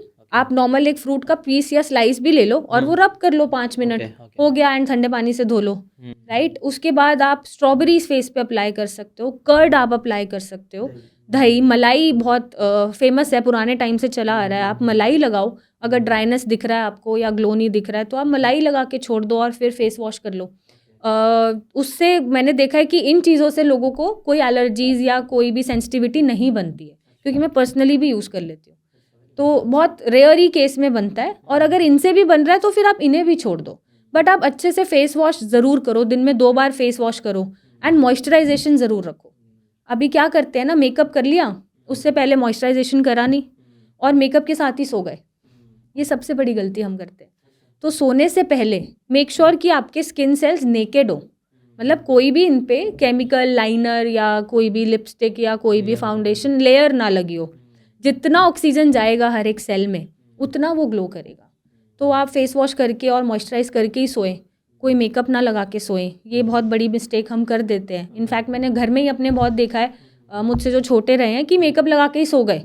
तो मैं उन्हें बोलती हूँ कि नहीं, एटलीस्ट फेस योर मतलब वॉश योर फेस, आप एक बार मुंह धो के सो जाओ, कोई प्रॉब्लम नहीं है, बट ऐसे नहीं सो सकते आप। ये हम भूल जाते हैं। और हाइड्रेशन नहीं रखते हम, जैसे हम कोक पी लेंगे, कोई जूस पी लेंगे, हम नारियल पानी नहीं पिएंगे। तो आप नारियल पानी पी सकते हो। नारियल पानी में प्रोटीन है, अपनी एनर्जी है, सारे आपके इलेक्ट्रोलाइट्स हैं, सारी वो चीज़ें हैं जो हाइड्रेशन देती हैं। तो आप नारियल पानी पी लो, पर वो हम प्रेफर नहीं करते, राइट। तो ये छोटी छोटी चेंजेस करके हम स्किन हेल्थ को अच्छा रख सकते हैं। और आयुर्वेदिक भी कुछ है चीज़ें जो अंडरवैल्यूड है इंडिया में, जो स्किन के लिए अच्छी होती है? वो तो फिर ट्रीटमेंट पे डिपेंड करेगा। अगर आप सोरासिस लेके आ रहे हो तो हम किस दवाइयों से उसको ट्रीट कर रहे हैं, या विटिलिगो लेके आ रहे हो तो हम दवाई में क्या दे रहे हैं, वो तो फिर थेरापेटिक बेस हो जाता है। Okay, okay. बट अगर मैं जनरल बात जनरल करूँ बातें तो जनरल में ये काफ़ी है। राइट। और ये जो डार्क सर्कल्स भी आ जाते हैं, हम्म। उससे रिलेटेड भी कुछ बात है? जैसे आई थिंक स्क्रीन टाइम, जो प्रॉपर स्लीप नहीं लेते यूजुअली, उनको होता है ऐसा। और फिर ऐसा उसका होता अगर है होता सर। है तो क्या करना चाहिए? हाँ, एक तो देखो डार्क सर्कल जब आ रहा है ना, एक तो स्ट्रक्चरल की वजह से भी डार्क सर्कल आता है। टेल यू, कुछ फेसेस आपको ऐसे मिलेंगे जिनकी ये बोन हॉलो होती है, मतलब यहाँ गड्ढा होता है जेनेटिकली। उनके मम्मा का या पापा का ऐसा फेस मिल जाएगा, या उनके फैमिली में कोई फेस मिल जाएगा। तो ये स्ट्रक्चर ही ऐसा है कि ये हॉलो थोड़ा है, अंदर है मेरे अंदर पीछे, है। हाँ। ये चीक बोन थोड़ा, ये बाहर जो है। बोन है ये अंदर है और चीक आपका बाहर निकला हुआ है। हाँ, तो उसकी वजह से जो लाइट पड़ती है वो शैडो शैडो पड़ती आता है, है, और हाँ। उसकी वजह से आपको डार्क सर्कल दिखता है, जबकि होता नहीं है, अच्छा, है ना। ओके। तो उसका तो कोई सोल्यूशन नहीं है, क्योंकि वो स्ट्रक्चरल प्रॉब्लम है। उसके लिए तो फिर फिलर्स हैं और ये सब चीज़ें उसको भी होती तोड़ हैं। के निकालो। हाँ, उसको भी तोड़ के निकालो। लोग करने लगे आजकल सर्जरीज बहुत, सर्जरी, बोटॉक्स ये भर देते हैं और ये सब कुछ हो जाता है। स्ट्रक्चर। हाँ, बट सर फिर उनका आपने ये नहीं नोटिस करा कि उनके फेशियल एक्सप्रेशन कहाँ रहते हैं? हाँ, वो बहुत खराब लगता है मेरे को। बहुत खराब लगते हैं वो, प्लास्टिक सुपरफिशियल लगते हैं। हाँ, एक्चुअली में जी, कई सारे जी। एक्टर्स भी मैं कर रहे हैं, मैं मतलब पहले इतना अच्छा दिखती थी, अभी प्लास्टिक लगते अभी हैं वो, अजब सारे ही लगता है। सेम लगते हैं। हाँ, सेम सेम। नोज, हाँ, सेम हाँ, लिप्स हाँ। एंड सेम चीक बोन ऊपर उठा हुआ है, मतलब कुछ भी खुद का नहीं रह गया है, सब सेम ही लगता है, जैसे एक ही डॉक्टर से करा के आ गए हैं। हाँ, हाँ, हाँ। तो वो लगता है। तो ये नहीं होना चाहिए, आई वुड से। आप कुछ भी चीज़ें करके ये चीज़ भर सकते हो। अब थोड़ा सा भी चीक आपका भर जाएगा इधर, तो वो ऑटोमेटिकली ये एरिया आपका अच्छा लगेगा। एंड ऑल्सो जो हम सोते नहीं हैं, OTT देखते रहते हैं रात भर, या कोई लड़ाई हो गई तो रोने में निकल जाता है ज़्यादा ज़्यादा टाइम, तो ये अवॉइड करना चाहिए। एंड आप अगेन, जैसे आप कुछ भी अगर लग रहा है कि डार्क सर्कल हो रहा है ड्यू टू योर वर्क या लैक ऑफ स्लीप, तो आप जैसे पोटैटो का रस निकाल के या कुकुम्बर का रस निकाल के अप्लाई कर सकते हैं। आप आइसिंग कर सकते हैं, आइसिंग विल ऑल्सो वर्क। हाँ हाँ, आइस मतलब आइस क्यूब्स लिया और यहाँ पे हल्का हल्का रब करा आपने कपड़े में बांध के, राइट। तो उससे आपके एक्ने की जो प्रॉब्लम है वो भी कंट्रोल होती है। ओपन पोर्स भी आपके फिल होने शुरू हो जाते हैं, तो स्किन टाइट कैसे हो करना जाती चाहिए है। उसको, मतलब कुछ स्पेसिफिक बता सकते हैं स्टेप बाय स्टेप, बिल्कुल। और कितना टाइम करना चाहिए? सी, आपने जैसे एक बोल में कुछ आइस के क्यूब्स लिए, 4 या 5 बोल में डाल दिए, और अपना फेस डिप करके उसको आपने मॉर्निंग में 10-15 मिनट ये रूटीन आपने फॉलो किया। डिप किया, ऊपर किया, डिप किया, ऊपर किया, Morning जितना में। भी देर आप पानी में रह सकते हैं, राइट। या फिर आप एक क्यूब को कॉटन क्लॉथ में रैप करके हल्का हल्का टैप करके अपने स्किन पे अप्लाई कर सकते हैं फॉर 10 मिनट्स ओनली मॉर्निंग में। तो उससे क्या होगा कि स्किन टाइटनिंग भी हो रही है, हाइड्रेशन भी मिल रहा है, डर्ट भी बाहर जा रहा है, और आपके सेल को ना स्किन सेल्स को ऑक्सीजन मिल रहा है, अच्छे से वो खिल पा रहे हैं, कुछ अच्छा मिल रहा है उन्हें, क्योंकि उसके बाद तो उसको डर्ट ही मिलना है, पोल्यूशन मिलना है, मेकअप मिलना है, ये सब मिलना है। तो ये रिचुअल फॉलो करके आप अपनी स्किन को ग्लोइंग भी बना सकते हो, ओपन पोर्स भी कम कर सकते हो, एक्ने हो रहा है उसको भी आप कम कर सकते हो, स्किन टाइट भी कर सकते हो। तो ये आप फॉलो कर सकते हो, विच इज़ वेरी नेचुरल। आजकल मतलब स्किन से रिलेटेड देखे तो स्किन केयर रूटीन बहुत फेमस हो रही है, मैं देखता हूँ। मतलब मैं तो देखता भी नहीं हूँ, फिर भी मुझे रिकमेंडेशन आ जाता है ये सब का कि स्किन केयर रूटीन होना चाहिए, ये लगाओ ये लगाओ, ऐसे बहुत सारे प्रोडक्ट्स होते हैं। मैं तो देख के शॉक हो जाता है, इतने सारे प्रोडक्ट्स लगाना पड़। खैर, तो आपका स्किन केयर रूटीन क्या है, और आप क्या रिकमेंड करोगे, कैसा एक स्किन केयर रूटीन लोगों का होना चाहिए? सी जिशान, मेरा क्योंकि बच्चा है हाँ। And he is only 3 year old, हाँ। और क्योंकि वर्क शेड्यूल भी है, तो इतना टाइम नहीं मिलता मुझे कि मैं स्किन केयर रूटीन करूं। मैं सिर्फ ये प्रेफर करती हूँ कि मैं कभी कभार आइसिंग कर लूँ फेस पे, या आइस क्यूब्स में बॉल में पानी लेके आइस क्यूब्स डाल के थोड़ा सा वॉश कर लूँ। मैं मेक श्योर करती हूँ कि कुछ भी हो जाए मैं फेस वॉश और मॉइस्चराइजेशन हमेशा करूँ, ओके, फेस राइट। हाँ, वो सुबह करना ही है एंड रात को करना ही है। Okay. And I make sure कि अगर आप बाहर जा रहे हो या हल्का बहुत आपको लाइनर वगैरह कुछ लगाना पड़ गया है, तो आप मॉइस्चराइज ज़रूर करो अपनी स्किन को। हाँ, मॉइस्चराइजेशन इज़ अ मस्ट। और कभी बीच में टाइम मिल जाता है तो हम जैसे घर पे हैं तो बेसन और दही लगा लिया या एलोवेरा लगा लिया, राइट, ग्लो कराने के लिए। या कभी मलाई लगा ली, अगर मुझे लग रहा है कि ड्राइनेस है, डलनेस है, तो मैं मलाई लगा लेती हूँ, राइट। या मैं कर्ड लगा लिया, बेसन जैसा मैंने बोला वो लगा लिया, एलोवेरा लगा लिया, तो उसी से मेरा काम चल जाता है। तो वो डिपेंड करता है टाइम मिल रहा है या नहीं मिल रहा है। अदरवाइज मैं मेक श्योर करती हूँ कि मैं एटलीस्ट फेस वॉश कर लूँ और मॉइस्चराइज ज़रूर करूँ, इनफ। और इसके अलावा मैं कोई स्किन केयर रूटीन फॉलो नहीं करती हूँ। Okay, very nice. तो स्पेशलिस्ट होने के बाद भी आप इतना नहीं करते, मतलब सोशल मीडिया पे कई बार हवा चल जाती है ना, लोग बहुत एक्सट्रीम में लेके चले जाते हैं, मुझे ऐसा लगता है। जी थोड़ा बहुत जैसे आपने बताया वो जी अचीवेबल है, कर जी, सकते हैं। कर सकते बाकी हैं। वीडियोस में ऐसा दिखाएंगे ये करो, लोग बट कर आप रहे सर खुद सोचो, हम 8-10 घंटे काम कर रहे हैं। हैं। सुबह उठते ही आप स्किन केयर रूटीन पे लग जाओगे 15-20 मिनट, आधा घंटा। देन आप दोपहर में भी वही फॉलो कर रहे हो, शाम को कर रहे हो, नाइट में कर रहे हो। आप बाकी का लाइफ कब जी रहे हो? इतना प्रोडक्ट्स के चक्कर में या स्किन केयर रूटीन के चक्कर में पड़ने से अच्छा है कि आप एक मील फ्रूट का खा लो, सैलेड का खा लो, नारियल पानी पी लो, या आधा घंटा एक्सरसाइज कर लो। उससे जो नेचुरल ग्लो आता है और जो रश होता है ब्लड का, उससे अच्छा ग्लो और मुझे नहीं लगता कोई चीज़ दे सकती है। Very powerful. सो लिवर से रिलेटेड भी हमने थोड़ा सा बात की थी। लोग लिवर बोलते हैं अंडररेटेड, आपने बोला अंडररेटेड है, लोग समझते नहीं उसकी वैल्यू। तो क्या आपने ऐसा क्या एक्सपीरियंसेस देखे हैं, लोग जो प्रॉब्लम हुई है उसके जैसे बहुत बढ़ गया है हाँ, कुछ मैं कुछ बताती हूँ केसेस? सर। मेरे पास पेशेंट आए थे फाइब्रोसिस लेके। Fibrosis? Fibrosis is a stage जो फैटी लिवर और सिरोसिस के बीच में आती है। अच्छा। मतलब फैटी लिवर से शुरुआत हुई और वो प्रोग्रेस होते होते फाइब्रोसिस पे चला गया। दैट मीन्स आपका लिवर टिश्यू स्कारिंग होना स्टार्ट हो गया, इंजरी पड़ना उस पर शुरू हो गया। और अब वो आपको बोल रहा है कि रुक जाओ, मुझे अपने आप को रिवर्स करने दो या मुझे अपने आप को रिपेयर करने दो, क्योंकि लिवर एक ऐसा ऑर्गन है जो खुद से रीजनरेट कर सकता है खुद को। बट आप तब भी नहीं रुक रहे हैं। तो पेशेंट आए मेरे पास फाइब्रोसिस की रिपोर्ट लेके और उनके पास केपीए था उनका समवेयर अराउंड 12, 13, 14 पे लाई कर रहा था। अलग अलग रिपोर्ट्स थे। तो हमने उन्हें बोला, और उनका जो था वो अल्कोहलिक डैमेज था, राइट। तो अल्कोहल आपको छोड़ना पड़ेगा, तभी हम इसकी और डैमेजेस को रोक पाएंगे, सिरोसिस में जाने से रोक पाएंगे और फिर इसको रिपेयर करेंगे टूवर्ड्स द नॉर्मल। बट वो आते हैं मेरे पास और उन्होंने मुझे बोला कि मैम ये तो नहीं हो पाएगा, राइट। तो अंडररेटेड ही है ना सर, नहीं हो पाएगा। तो मैंने बोला कि ऐसे तो मैं ट्रीटमेंट दूंगी नहीं, आप लेके भी मत जाना, रिजल्ट आएंगे नहीं, नाम मेरा खराब होगा और असर आपको आएगा नहीं, और मैं नहीं चाहती कि मैं आपको, मेरे हाथ से आपका केस खराब हो। तो आप लेके ही मत जाओ दवा, मैं दूंगी नहीं। तो थोड़ा सा वो अग्रेसिव हुए कि मैम ये कैसे बोल सकते हो आप, हम जब दवा लेने आए हैं। तो मैंने सिंपली बोला, देखो आप मेरे पास दवा लेने आए हो तो आपको मेरे हिसाब से चलना पड़ेगा। मेरे हिसाब से चल सकते हैं तो आप ट्रीटमेंट कराइए, नहीं चल सकते हैं तो बहुत डॉक्टर्स हैं, आप कहीं भी चले जाइए, राइट। तो उनका सीधा हो गया। देन आधा घंटा, शायद 20-25 मिनट वो बाहर बात करके आए, अपनी फैमिली उनके साथ में थी, कुछ डिस्कशन करके आए। And then again he came to my cabin and sit कि ठीक है मैम, कोशिश करेंगे और छोड़ना, मतलब छोड़ सकते हैं, ऐसा नहीं है कि हम रह नहीं सकते या जी नहीं सकते। तो अंडररेटेड है सर मेरे हिसाब से लिवर। हमें लगता है कुछ भी करते रहो, कुछ होगा नहीं। हाँ, काम तो चल ही रहा है, कुछ होगा नहीं। और जब एकदम से लिवर हैंड्स डाउन कर देता है तो वो अपने साथ साथ किडनी को भी इन्वॉल्व कर लेता है, लंग्स को भी इन्वॉल्व कर लेता है एंड सीधा हार्ट अटैक आता है। अच्छा। क्योंकि जो आपका पोटाशियम है वो बढ़ जाता है, क्योंकि वो बाहर नहीं जा रहा, इलेक्ट्रोलाइट इम्बैलेंस चल रहा है। पोटाशियम हाई होते ही आपको हार्ट अटैक आ जाता है। तो ये चीज़ें मुझे लगता है कि पेशेंट को फील होती हैं कि अल्कोहल ही पीना है, लिवर को ठीक नहीं करना है, डाइट फॉलो नहीं करना है, छोले भटूरे खाना है। बट उन्हें ये नहीं पता कि अल्टीमेटली पचाने वाला लिवर ही है। जब लिवर ही काम नहीं कर रहा है तो आप अंदर डाल के क्या करोगे? सिर्फ टंग के स्वाद के लिए आप खा रहे हो, तो वो स्वाद भी मुझे लगता है यूजलेस है ना। एंड लिवर ऑल्सो अंडररेटेड भी है, बट बहुत ईजिली रिकवरेबल है। अगर आप चाहें तो अपने थोड़े से रूटीन से अपने लिवर को रिवर्स कर सकते हैं। राइट। मैंने ऐसा सुना था, उसको आप आधा पता नहीं, ऐसा मैंने सुना था, कार्ड भी दो तो भी वो रीजनरेट कर सकता है अपने आप को। क्योंकि ट्रांसप्लांट में पूरा लिवर ट्रांसप्लांट नहीं होता है। हाँ। जो डोनर है उसका कुछ ही पार्ट लगाया जाता है, ओके। और वो खुद से ग्रो कर जाता है। तो अपने आप में बहुत स्ट्रॉन्ग ऑर्गन भी है और बहुत अंडररेटेड भी है, क्योंकि हमें ऐसा नहीं लगता कि हमारी जान पे बात आ जाएगी।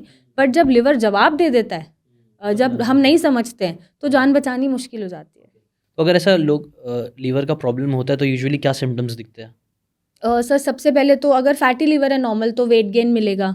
एक उनका जो टोन निकलना शुरू हो जाता है, सेंट्रिक वेट जिसे हम बोलते हैं, वो बढ़ जाता है, राइट। फटीग हो जाते हैं वो लोग, जल्दी है ना, थकान जल्दी होती है। थकान है, मतलब बहुत ही ज़्यादा इरिटेबल हो रहे हैं, या फिर एक्सट्रीम लेवल पे उनको जॉन्डिस मिल जाता है, उनका बिलीरुबिन लेवल बढ़ा होता है, एसजीओटी एसजीपीटी बढ़ा होता है।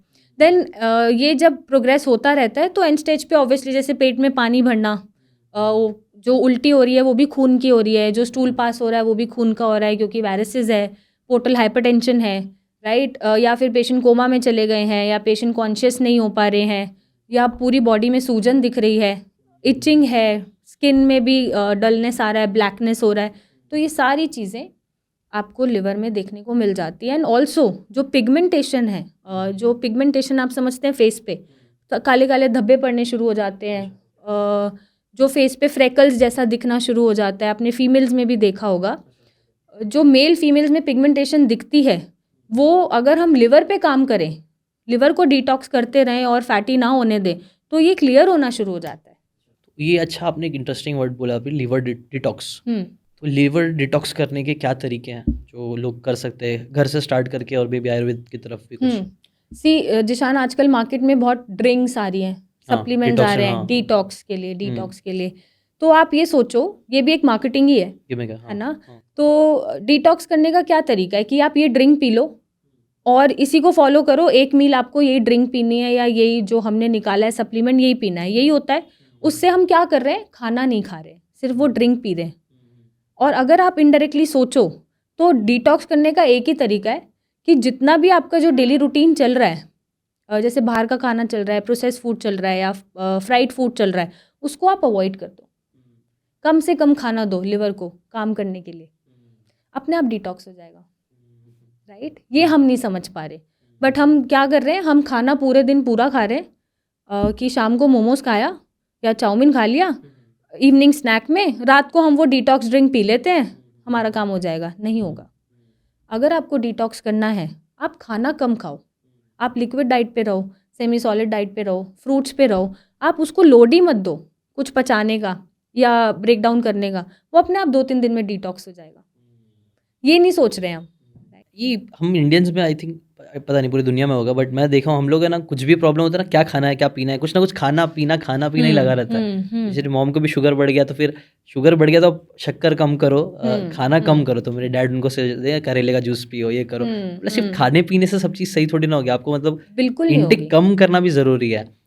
तो ये एक मेंटालिटी मुझे लगता है शिफ्ट आना चाहिए कि सिर्फ Shift आना खाने चाहिए। पीने से ही चीज़ें से नहीं होगी, रोकने से भी बहुत सही होगा। Exactly. इनफैक्ट मैंने एक डॉक्टर का वीडियो देखा था, वो मुझे बहुत अच्छा लगता है, वो डॉक्टर वीडियो बना, उन्होंने बोला वन ऑफ द बेस्ट चीज़ जो अमीर से लेके गरीब इंसान हर एक चीज़ कर सकता है अपनी हेल्थ को इम्प्रूव करने के लिए, और बहुत ओवरऑल, वो था फास्टिंग। फास्ट। और वो कोई भी कर सकता है, पैसे नहीं चाहिए, कुछ नहीं है। Yes. आप फास्टिंग करना स्टार्ट करो, आपके बहुत सारी प्रॉब्लम्स का आपका सोल्यूशन हो बट जाएगा। सर यहाँ फास्टिंग भी अलग तरीके से होती है ना। हाँ। यहाँ फास्टिंग ऐसे नहीं हो रही ना कि आपको एक ही मील खाना है, हाँ। बाकी आपको फ्रूट लेना है। हाँ। तब तो आप पूड़ियाँ भी खाओगे, हाँ। आलू की सब्जी भी हाँ, खाओगे, फिर हाँ। आपको स्नैक भी चाहिए, जूस भी चाहिए, हाँ। फिर आपको कुछ कुछ आलू भी चाहिए बनाने के लिए। तो उस फास्टिंग का कोई लॉजिक राइट, नहीं है। राइट, ये हम लोग में बहुत होता है। जैसे मैं मुस्लिम हूँ, हम लोग रमज़ान मुझे लगता है ना बहुत अच्छा चीज़ है, हाँ, मुझे भी बहुत पसंद है बट है ना वो एंड में जो इफ्तार का टाइम होता है ना, वो बस। बहुत खराब हो गया। उसमें ना दुनिया भर के फ्राइड चीज़ें, ये चीज़ कर ले, Exactly. तो जितना बेनिफिट मुझे लगता है बहुत ज़्यादा ले सकते हैं, वो लोग एकदम नहीं मिनिमम लेते कर हैं। देते हैं, या फिर Exactly. खराब ही कर देते हैं, क्योंकि एक साथ इतना सारा अब खराब आप चीज़ खा लिया। सोचो कि कुछ घंटे आपके लिवर पे कुछ नहीं गया, हाँ। और पहली चीज आप इसको इतनी भारी डाइजेस्ट करने के लिए दे देते हो, हाँ। और एकदम फ्राइड दे देते हो, या हाँ। फिर इतना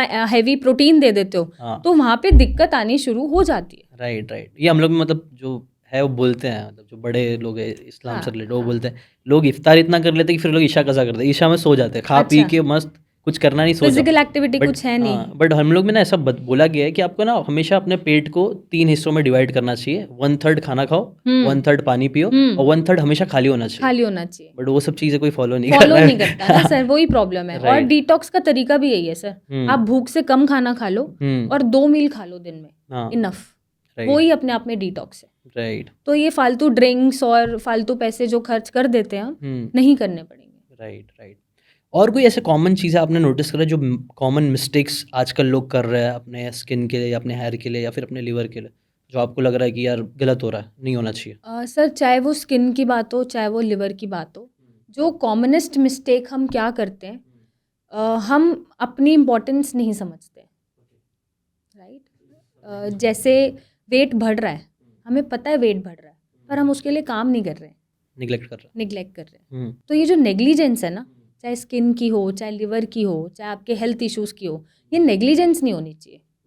हमें लगता है कि अगर मैं गर्ल्स की बात करूं कि डिपेंडेंसी बहुत है, पापा पे डिपेंडेंसी है, भाई पे डिपेंडेंसी है, हस्बैंड पे डिपेंडेंसी है, या बॉयफ्रेंड पे डिपेंडेंसी है। जब तक वो 4 बार बोलेंगे नहीं, हम नहीं करेंगे, है ना, क्योंकि वो हमें एक अटेंशन चाहिए, या हमें वो कंसर्न चाहिए, या हमें फाइनेंशियल हेल्प चाहिए, या स्पेशल फील कराना है। नो, अगर आपको लग रहा है कि अब आपका वेट बढ़ रहा है और इससे पहले वो और बढ़े, कोई और बोले उससे पहले आपको कंसर्न खुद के लिए लेना ज़रूरी है कि आप अपने ऊपर काम करो। इसके अलावा और कोई हम मिस्टेक नहीं कर रहे, हम नेग्लिजेंस बहुत कर रहे हैं। चीज़ों को मतलब अंडर द रग डालते मत जाओ। Maximum Yes. लोग आई थिंक उसमें गिल्टी, मैं भी कहीं ना कहीं रहूँगा, सब हम सब रहते हैं। कई बार ना इंस्टेंट, आजकल फेस्टिव सीजन आने वाला है, उसमें हमें इंस्टेंट ग्लो चाहिए होता है, तो कई बार लोग सैलून जाते हैं और बहुत सारा खर्चा करते हैं अच्छा खासा इंस्टेंट ग्लो के लिए। मेरा पर्सनल एक्सपीरियंस है, मैंने देखा, मैंने जब खर्चा करता रहा उसके दूसरे दिन और खराब लगने लग जाता है। तो मतलब मेरे को लगता है ये ग्लो आया क्यों नहीं भाई, और आ भी रहा तो शायद एक दो दिन जाता है, आई डोंट नो क्या होता हाँ, है वो एक ही दिन का होता है, आई गेस। हाँ, तो वो इंस्टेंट तो नहीं मिल पाता है मे बी, तो सी क्या पैसे भी करें? खर्च होते हैं ना, हाँ, तो हाँ। वो वैसी ग्लो नहीं दिखता होगा। हाँ। तो वो इंस्टेंट ग्लो के लिए सर कुछ नहीं करना, हमें हाँ। सिर्फ एक्सफोलिएशन करना होता है। अच्छा, okay. दैट मीन्स जो हमारी डेड स्किन बन जाती है, इधर इधर बन गई, या डर्ट में, पोल्यूशन में बन गई, चीक्स पे डलनेस है, डेड स्किन बन गई, क्योंकि स्किन मैंने पहले भी बताया कि रिप्लेस होता रहता है स्किन सेल्स, है ना, कुछ लिमिटेड टाइम के बाद। एंड आपको एक्सफोलिएट करने के लिए आप घर पे अपना स्क्रब बना लो और वो यूज़ कर लो। स्क्रब बनाने के लिए आपको कुछ नहीं करना, हल्का सा जैसे हल्दी बहुत लगता है, पिंच ऑफ आपको हल्दी लेना है, टर्मरिक लेना है, बहुत ज़्यादा नहीं लेना क्योंकि फिर वो येलो डिस्कलरेशन दे देगा, राइट। थोड़ा सा आपने हल्दी लिया, उससे ज़्यादा आपने बेसन लिया, और हल्का सा आपने कर्ड मिला लिया। एंड जब वो आप पेस्ट बना लोगे, और वो बेसन जो है आपका एक्सफोलिएशन का काम करेगा, और हल्दी अपने आप में एक एंटी इन्फ्लेमेटरी है, तो जितना भी डर्ट है, जितना भी आपका बैक्टीरियल इन्फेक्शन अगर चल रहा है या आसपास गंदगी है, उनको वो रिमूव कर देगा। एंटी इन्फ्लेमेटरी वैसे ही वो काम करता है, राइट। और जो कर्ड है वो सारी ड्राइनेस को हटा देगा, एक एक्सफोलिएशन वाला काम हो जाएगा। आपने बस 10 मिनट रब करा और फिर ठंडे पानी से धो लिया, इसके अलावा आपको कुछ नहीं करना। And you'll C by yourself कि हाँ, जो सलोन में हमने पैसे दिए थे शायद वो फिर भी नहीं टिक पा रहे हैं, और अभी मुझे लग रहा है कि कुछ तो क्लीन हुआ है, राइट। और आइसिंग मैंने तो बताया ये पहले, आप आइसिंग करो, इसके अलावा कुछ करने की आपको ज़रूरत नहीं पड़ेगी। एंड आफ्टर दैट मॉइस्चराइज ज़रूर करना। मॉइस्चराइजेशन के लिए आप एलोवेरा भी यूज़ कर सकते हैं, मैं मार्केट वाला नहीं बोल रही, मैं पौधे वाला बोल रही हूँ, जो लीफ होती है और अंदर से जेल निकलता है, आपको हल्का सा रब करके आपने छोड़ दिया और फेस वॉश कर लिया, ये आप कर लो। अगर आपको अब जैसे सर्दियाँ आ रही हैं तो हमारे यहाँ पे बहुत ज़्यादा वो बनता है ब्लैकनेस, यहाँ पे ड्राइनेस की वजह से, कुछ मत करो, आप हनी लगा लो। जो काम हनी करेगा वो कोई नहीं कर पाएगा, राइट। और एक और इशू आता है, हमारे होंठ बहुत क्रैक होते हैं, फट जाते हैं, आप देसी घी लगा लो, तो सारे लिप बाम फेल है।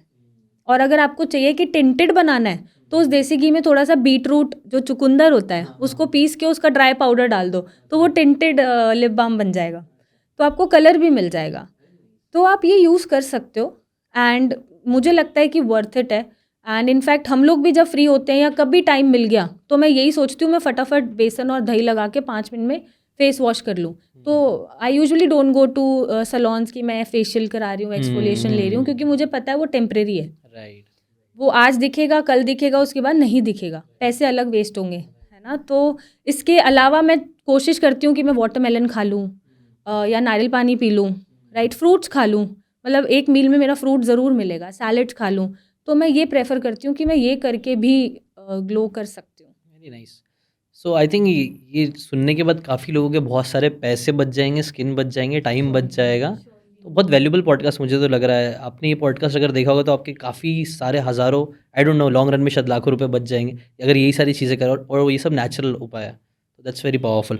अच्छा, एक और क्वेश्चन था इंटरेस्टिंग कि कमिंग बैक टू स्किन और पिंपल्स, एक डिफरेंस कई बार लोगों को नहीं पता होता, शायद से मुझे अभी भी नहीं पता है, पिंपल और एक्ने के बीच में डिफरेंस क्या होता है? सी पिंपल जो आपको होते हैं वो नॉर्मली एक दो हमें भी निकल जाते हैं, जैसे कभी पेट डिस्टर्ब हुआ तो निकल गया, अच्छा। कुछ बाहर का कुछ हो गया, खा लिया, फंक्शन में खा लिया, हम्म, तो वो निकल गया, राइट। वो छोटा सा दाना निकलेगा जो पेन नहीं करेगा, अच्छा वो आपको पता भी नहीं चलेगा निकला या नहीं निकला, देखोगे तो पता अच्छा चलेगा। आ गया। बहुत कॉमन वो है, फैक्ट है जिससे हम पता लगा सकते हैं। जो अच्छा। एक्ने होते हैं सर, ये ज़्यादातर पस्टुलर होते हैं, मतलब इनमें पस भी पड़ेगी, दुखेगा। ये दुखेगा, जब ये होगा तो ये पेन करेगा आपको, है ना। तो ये पेन से आप समझ सकते हो कि दिस इज एक्ने एंड ये थोड़ा गलत जा रहा है और इसमें पस भी पड़ने वाला है शायद, और ब्लीडिंग भी आने वाला है।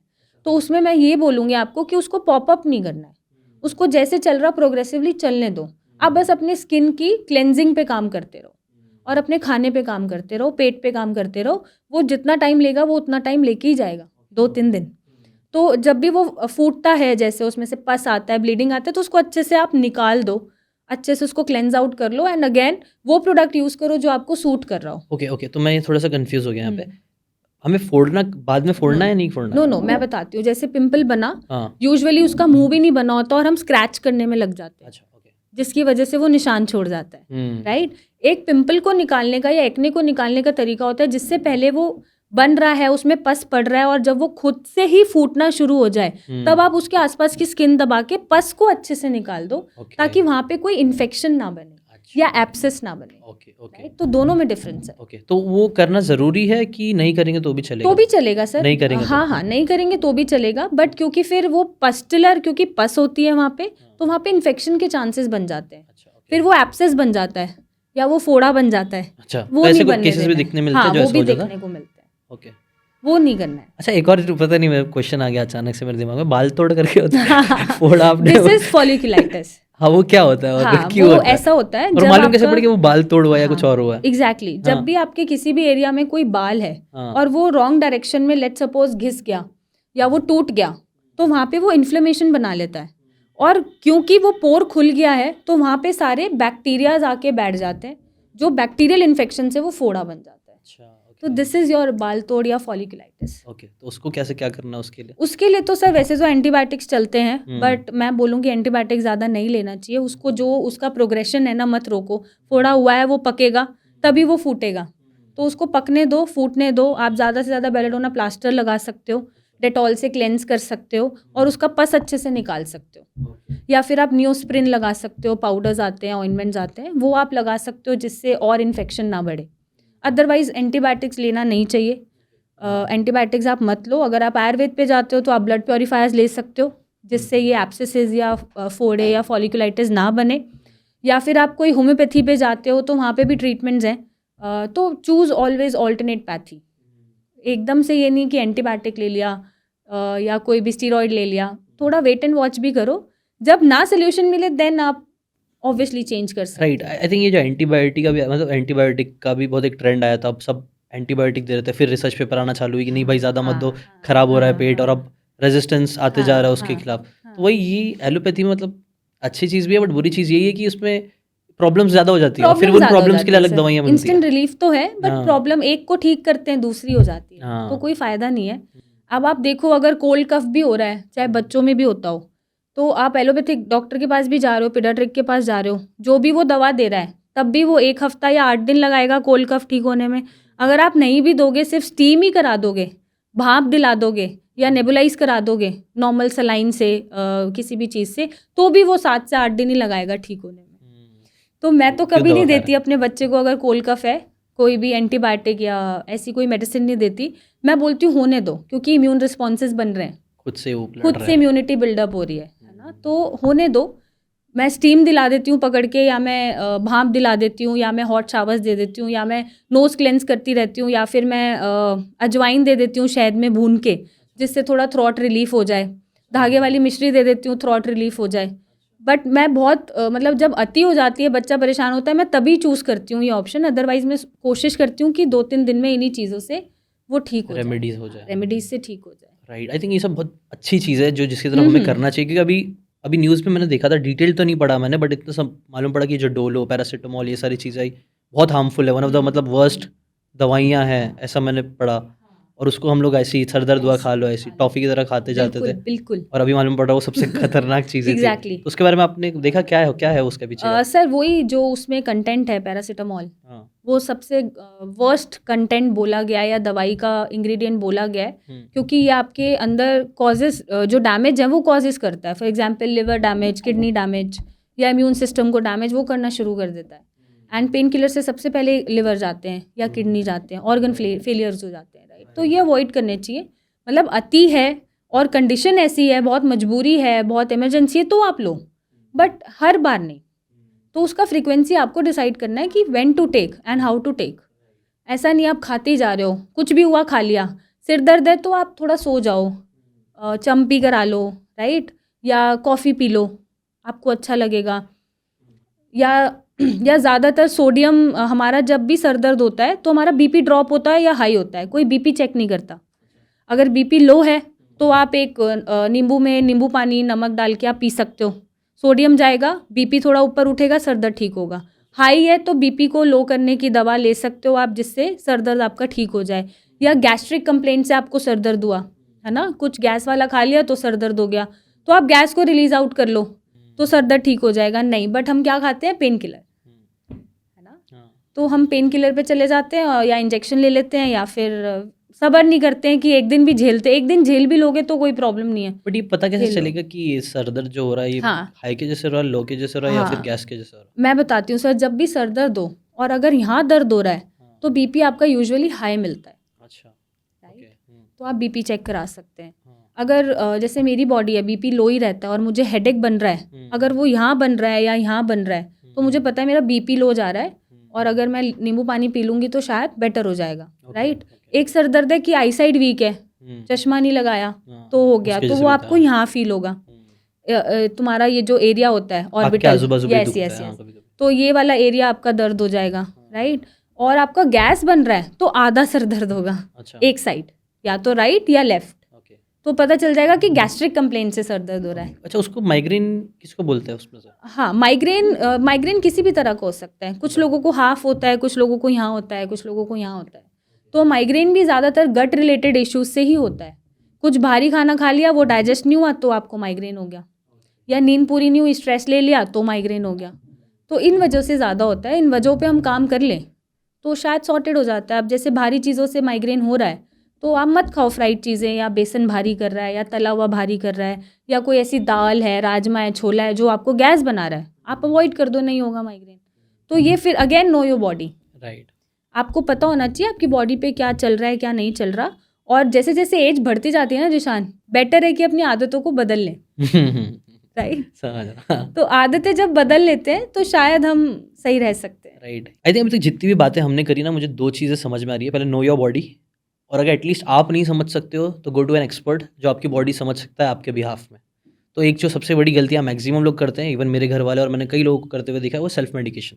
मतलब खुद से ही दवा ले लिए, खुद से ही खा रहे हैं, और फिर आप तो लिवर में काम तो लिवर ख़राब कर लेते हैं। तो जो छोटी प्रॉब्लम को और बड़ा बना देते हैं सेल्फ मेडिकेशन करके।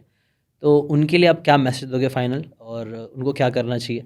आई थिंक मेरा तो यही सजेशन है कि आप अपने आप को पहले समझो, और नहीं तो कम टू एक्सपर्ट्स जो आपको उससे रिलेटेड सही गाइडेंस, सही डायरेक्शन में लेके जा सके। पहले तो मेरा यही उनको एडवाइस है जिशान कि जो एक्सपर्ट्स हैं उन्होंने बहुत टाइम देके, साल देके इन्वेस्ट करा है अपना एनर्जी, डिग्री लेने में, राइट। तो आप जैसे मेरे पास भी पेशेंट आते हैं, वो मुझे टोक देते हैं तो मैं सीधा बोलती हूँ कि या तो आप डॉक्टर बन सकते हो या मैं बन सकती हूँ। मेरे पास आए हो, पैसे खर्च कर रहे हो तो मेरी सुन लो, आपकी हम बाद में सुनेंगे जब ठीक नहीं होगा, और वो नौबत आती नहीं है, मैक्सिमम ठीक ही होता है। तो पहले तो खुद का डॉक्टर खुद नहीं बनना है, बनना भी है तो नो योर बॉडी, और आपको पता है कि ये चीज़ ऐसे सूट नहीं कर रहा है तो अवॉइड इट, है ना। अपनी आदतें बदल लो उम्र के साथ, टाइम के साथ, इन्वायरमेंट के साथ, राइट। एंड सेल्फ मेडिकेशन मत करो, गो टू एन एक्सपर्ट, आप सलाह लो आपको क्या सूट कर रहा है क्या नहीं कर रहा है, पूरी चीज़ें डिस्कस करके ही आप कोई रेजिम बनाएं या ट्रीटमेंट बनाएं, राइट। एंड नेग्लिजेंस नहीं होना चाहिए सर। अगर आपको पता है कि शराब पीने से ही मेरा लिवर ख़राब हो रहा है या चीनी खाने से मेरा लिवर ख़राब हो रहा है तो आप वो मत लीजिए। हमें पता होते हुए भी हम क्या करते हैं, चल एक बार से यार क्या होगा, फ़र्क पड़ेगा, खा लेते हैं, बट फ़र्क पड़ता है। वो एक बार फिर बढ़ता रहता है, कंपाउंड होता है, वो कंपाउंड होता है और वो एक्यूमुलेट होता है और वो प्रॉब्लम्स बढ़ा देता है। तो एक बार से भी फ़र्क पड़ता है, और जहर है तो जहर चाहे इतना दो चाहे इतना दो, काम बराबर करता है। तो आपको वो नहीं करना है। एंड पेशेंस रखना बहुत ज़रूरी है। आप मत सोचो आपको पिंपल हुआ है तो अभी ठीक हो जाए, सोरासिस हुआ है अभी ठीक हो जाए, विटिलिगो हुआ है अभी ठीक हो जाए। पेशेंस रखो and be loyal with your regimes and medication. आप ट्रस्ट रखो, चाहे कोई भी डॉक्टर का आप ट्रीटमेंट ले रहे हो, doesn't matter. Patience and trust रख के पॉजिटिव होके आप फॉलो करें, क्योंकि इन पेशेंट में सबसे ज़्यादा प्रॉब्लम आती है सोशली। जैसे सोरासिस का पेशेंट है तो वो कहीं बैठ नहीं सकता सर, उसको नौकरी से निकाल दिया जाता है, उसकी शादी टूट जाती है, उसकी गर्लफ्रेंड छोड़ गई, उसको घर वालों ने भी डिसोन कर दिया कि ये कैसी बीमारी हो रही है, आज तक तो हुई नहीं है, हम तुझे छू नहीं सकते। तो ये सारी चीज़ें शायद सोसाइटी में भी बदलनी पड़ेंगी और लोगों को माइंडसेट करना पड़ेगा कि ऐसे पेशेंट्स को आप मॉरली सपोर्ट करें, उन्हें सोसाइटी से अलग ना करें। एंड जब कॉन्फिडेंस अंदर से होगा ना पेशेंट में, चाहे कोई भी बीमारी वो लेके जी रहा है, तो वो उस पर कर जाएगा, ओवर पावर कर जाएगा और उसे बीट कर जाएगा। तो ये बहुत ज़रूरी है। राइट। एम्पैथी बहुत ज़रूरी है। सिंपैथी ना हो चलेगा, एम्पैथी होना ज़रूरी है। आई थिंक ये बहुत पावरफुल मैसेज है। Yes. सिंपैथी, एम्पैथी रखना, लोगों के लिए थोड़ा समझना, उनको समझना Yes. और उनको एक्सक्लूड करने के बजाय उनकी प्रॉब्लम्स में हम थोड़ा Yes, एम्पैथाइज yes. करके समझेंगे यार प्रॉब्लम है और सही हो जाएगी। और अगर आपको कोई प्रॉब्लम है तो ये फाइनल मैसेज ये भी वही अगेन, आप अपने अंदर कॉन्फिडेंस रखना, क्योंकि मैंने भी नोटिस किया कई बार लोग है ना एक्चुअल में हारने से पहले दिमाग से हार जाता है। Yes, sir. और आपने भी आई थिंक सो देखा ही होगा, मैंने भी मतलब रिलेटिव में देखा कई बार लोग जो नहीं बचते हैं, कई बार वो लोग पहले दिमाग से हार जाते हैं कि यार बिल्कुल, नहीं जीना है बिल्कुल, मुझे बिल्कुल। और नहीं जी पाऊंगी, एग्जैक्टली, विल पावर। वो टूट जाता है और फिर वो लोग कई बार बच नहीं पाता है जिंदगी विल में। Power should be strong. Hmm, will power अच्छी है और आप स्ट्रॉन्ग हो तो आप कोई भी बीमारी निकाल देते हो। And celebrate yourself at the end, कि आप अपने आप को सेलिब्रेट करो, जो भी है आपके पास उसको आप सेलिब्रेट करो। Thank you so much ma'am अपना टाइम देने के लिए। अगर आप लोगों को भी कोई प्रॉब्लम्स है, इनमें से जितनी भी प्रॉब्लम्स के बारे में मैंने बात करी है या और भी कोई भी प्रॉब्लम है, तो आप श्रेयस नीचे लिंक दिया है मैंने, वहाँ से जाके आप कंसल्टेशन ले सकते हो। मैम की कंसल्टेशन फ्री है मैम, जी, तो वेरी नाइस। तो फ्री कंसल्टेशन है, आप जाके वो वहाँ से जाके फ्री कंसल्टेशन ले लीजिए, बात करिए एक्सपर्ट से। आई थिंक मुझे तो पर्सनली काफ़ी सारी चीज़ें सीखने मिली मैम से, आपको भी काफ़ी सारी चीज़ें आपकी लाइफ में प्रॉब्लम्स के सोल्यूशन मुझे लगता है मैम दे सकते हैं। तो do check it out, link in the description. Thank you so much ma'am अपना टाइम Thank देने के लिए। you. It was a Take pleasure care. To have you, और सच में मुझे भी Same काफ़ी here. इंटरेस्टिंग लगा, मज़ा आया पॉडकास्ट में। yes, absolutely. और आप लोगों को भी शायद मज़ा आया होगा और सीखने मिला होगा बहुत सारी चीज़ें, जो सबसे इंपॉर्टेंट है। Thank you so much. Thank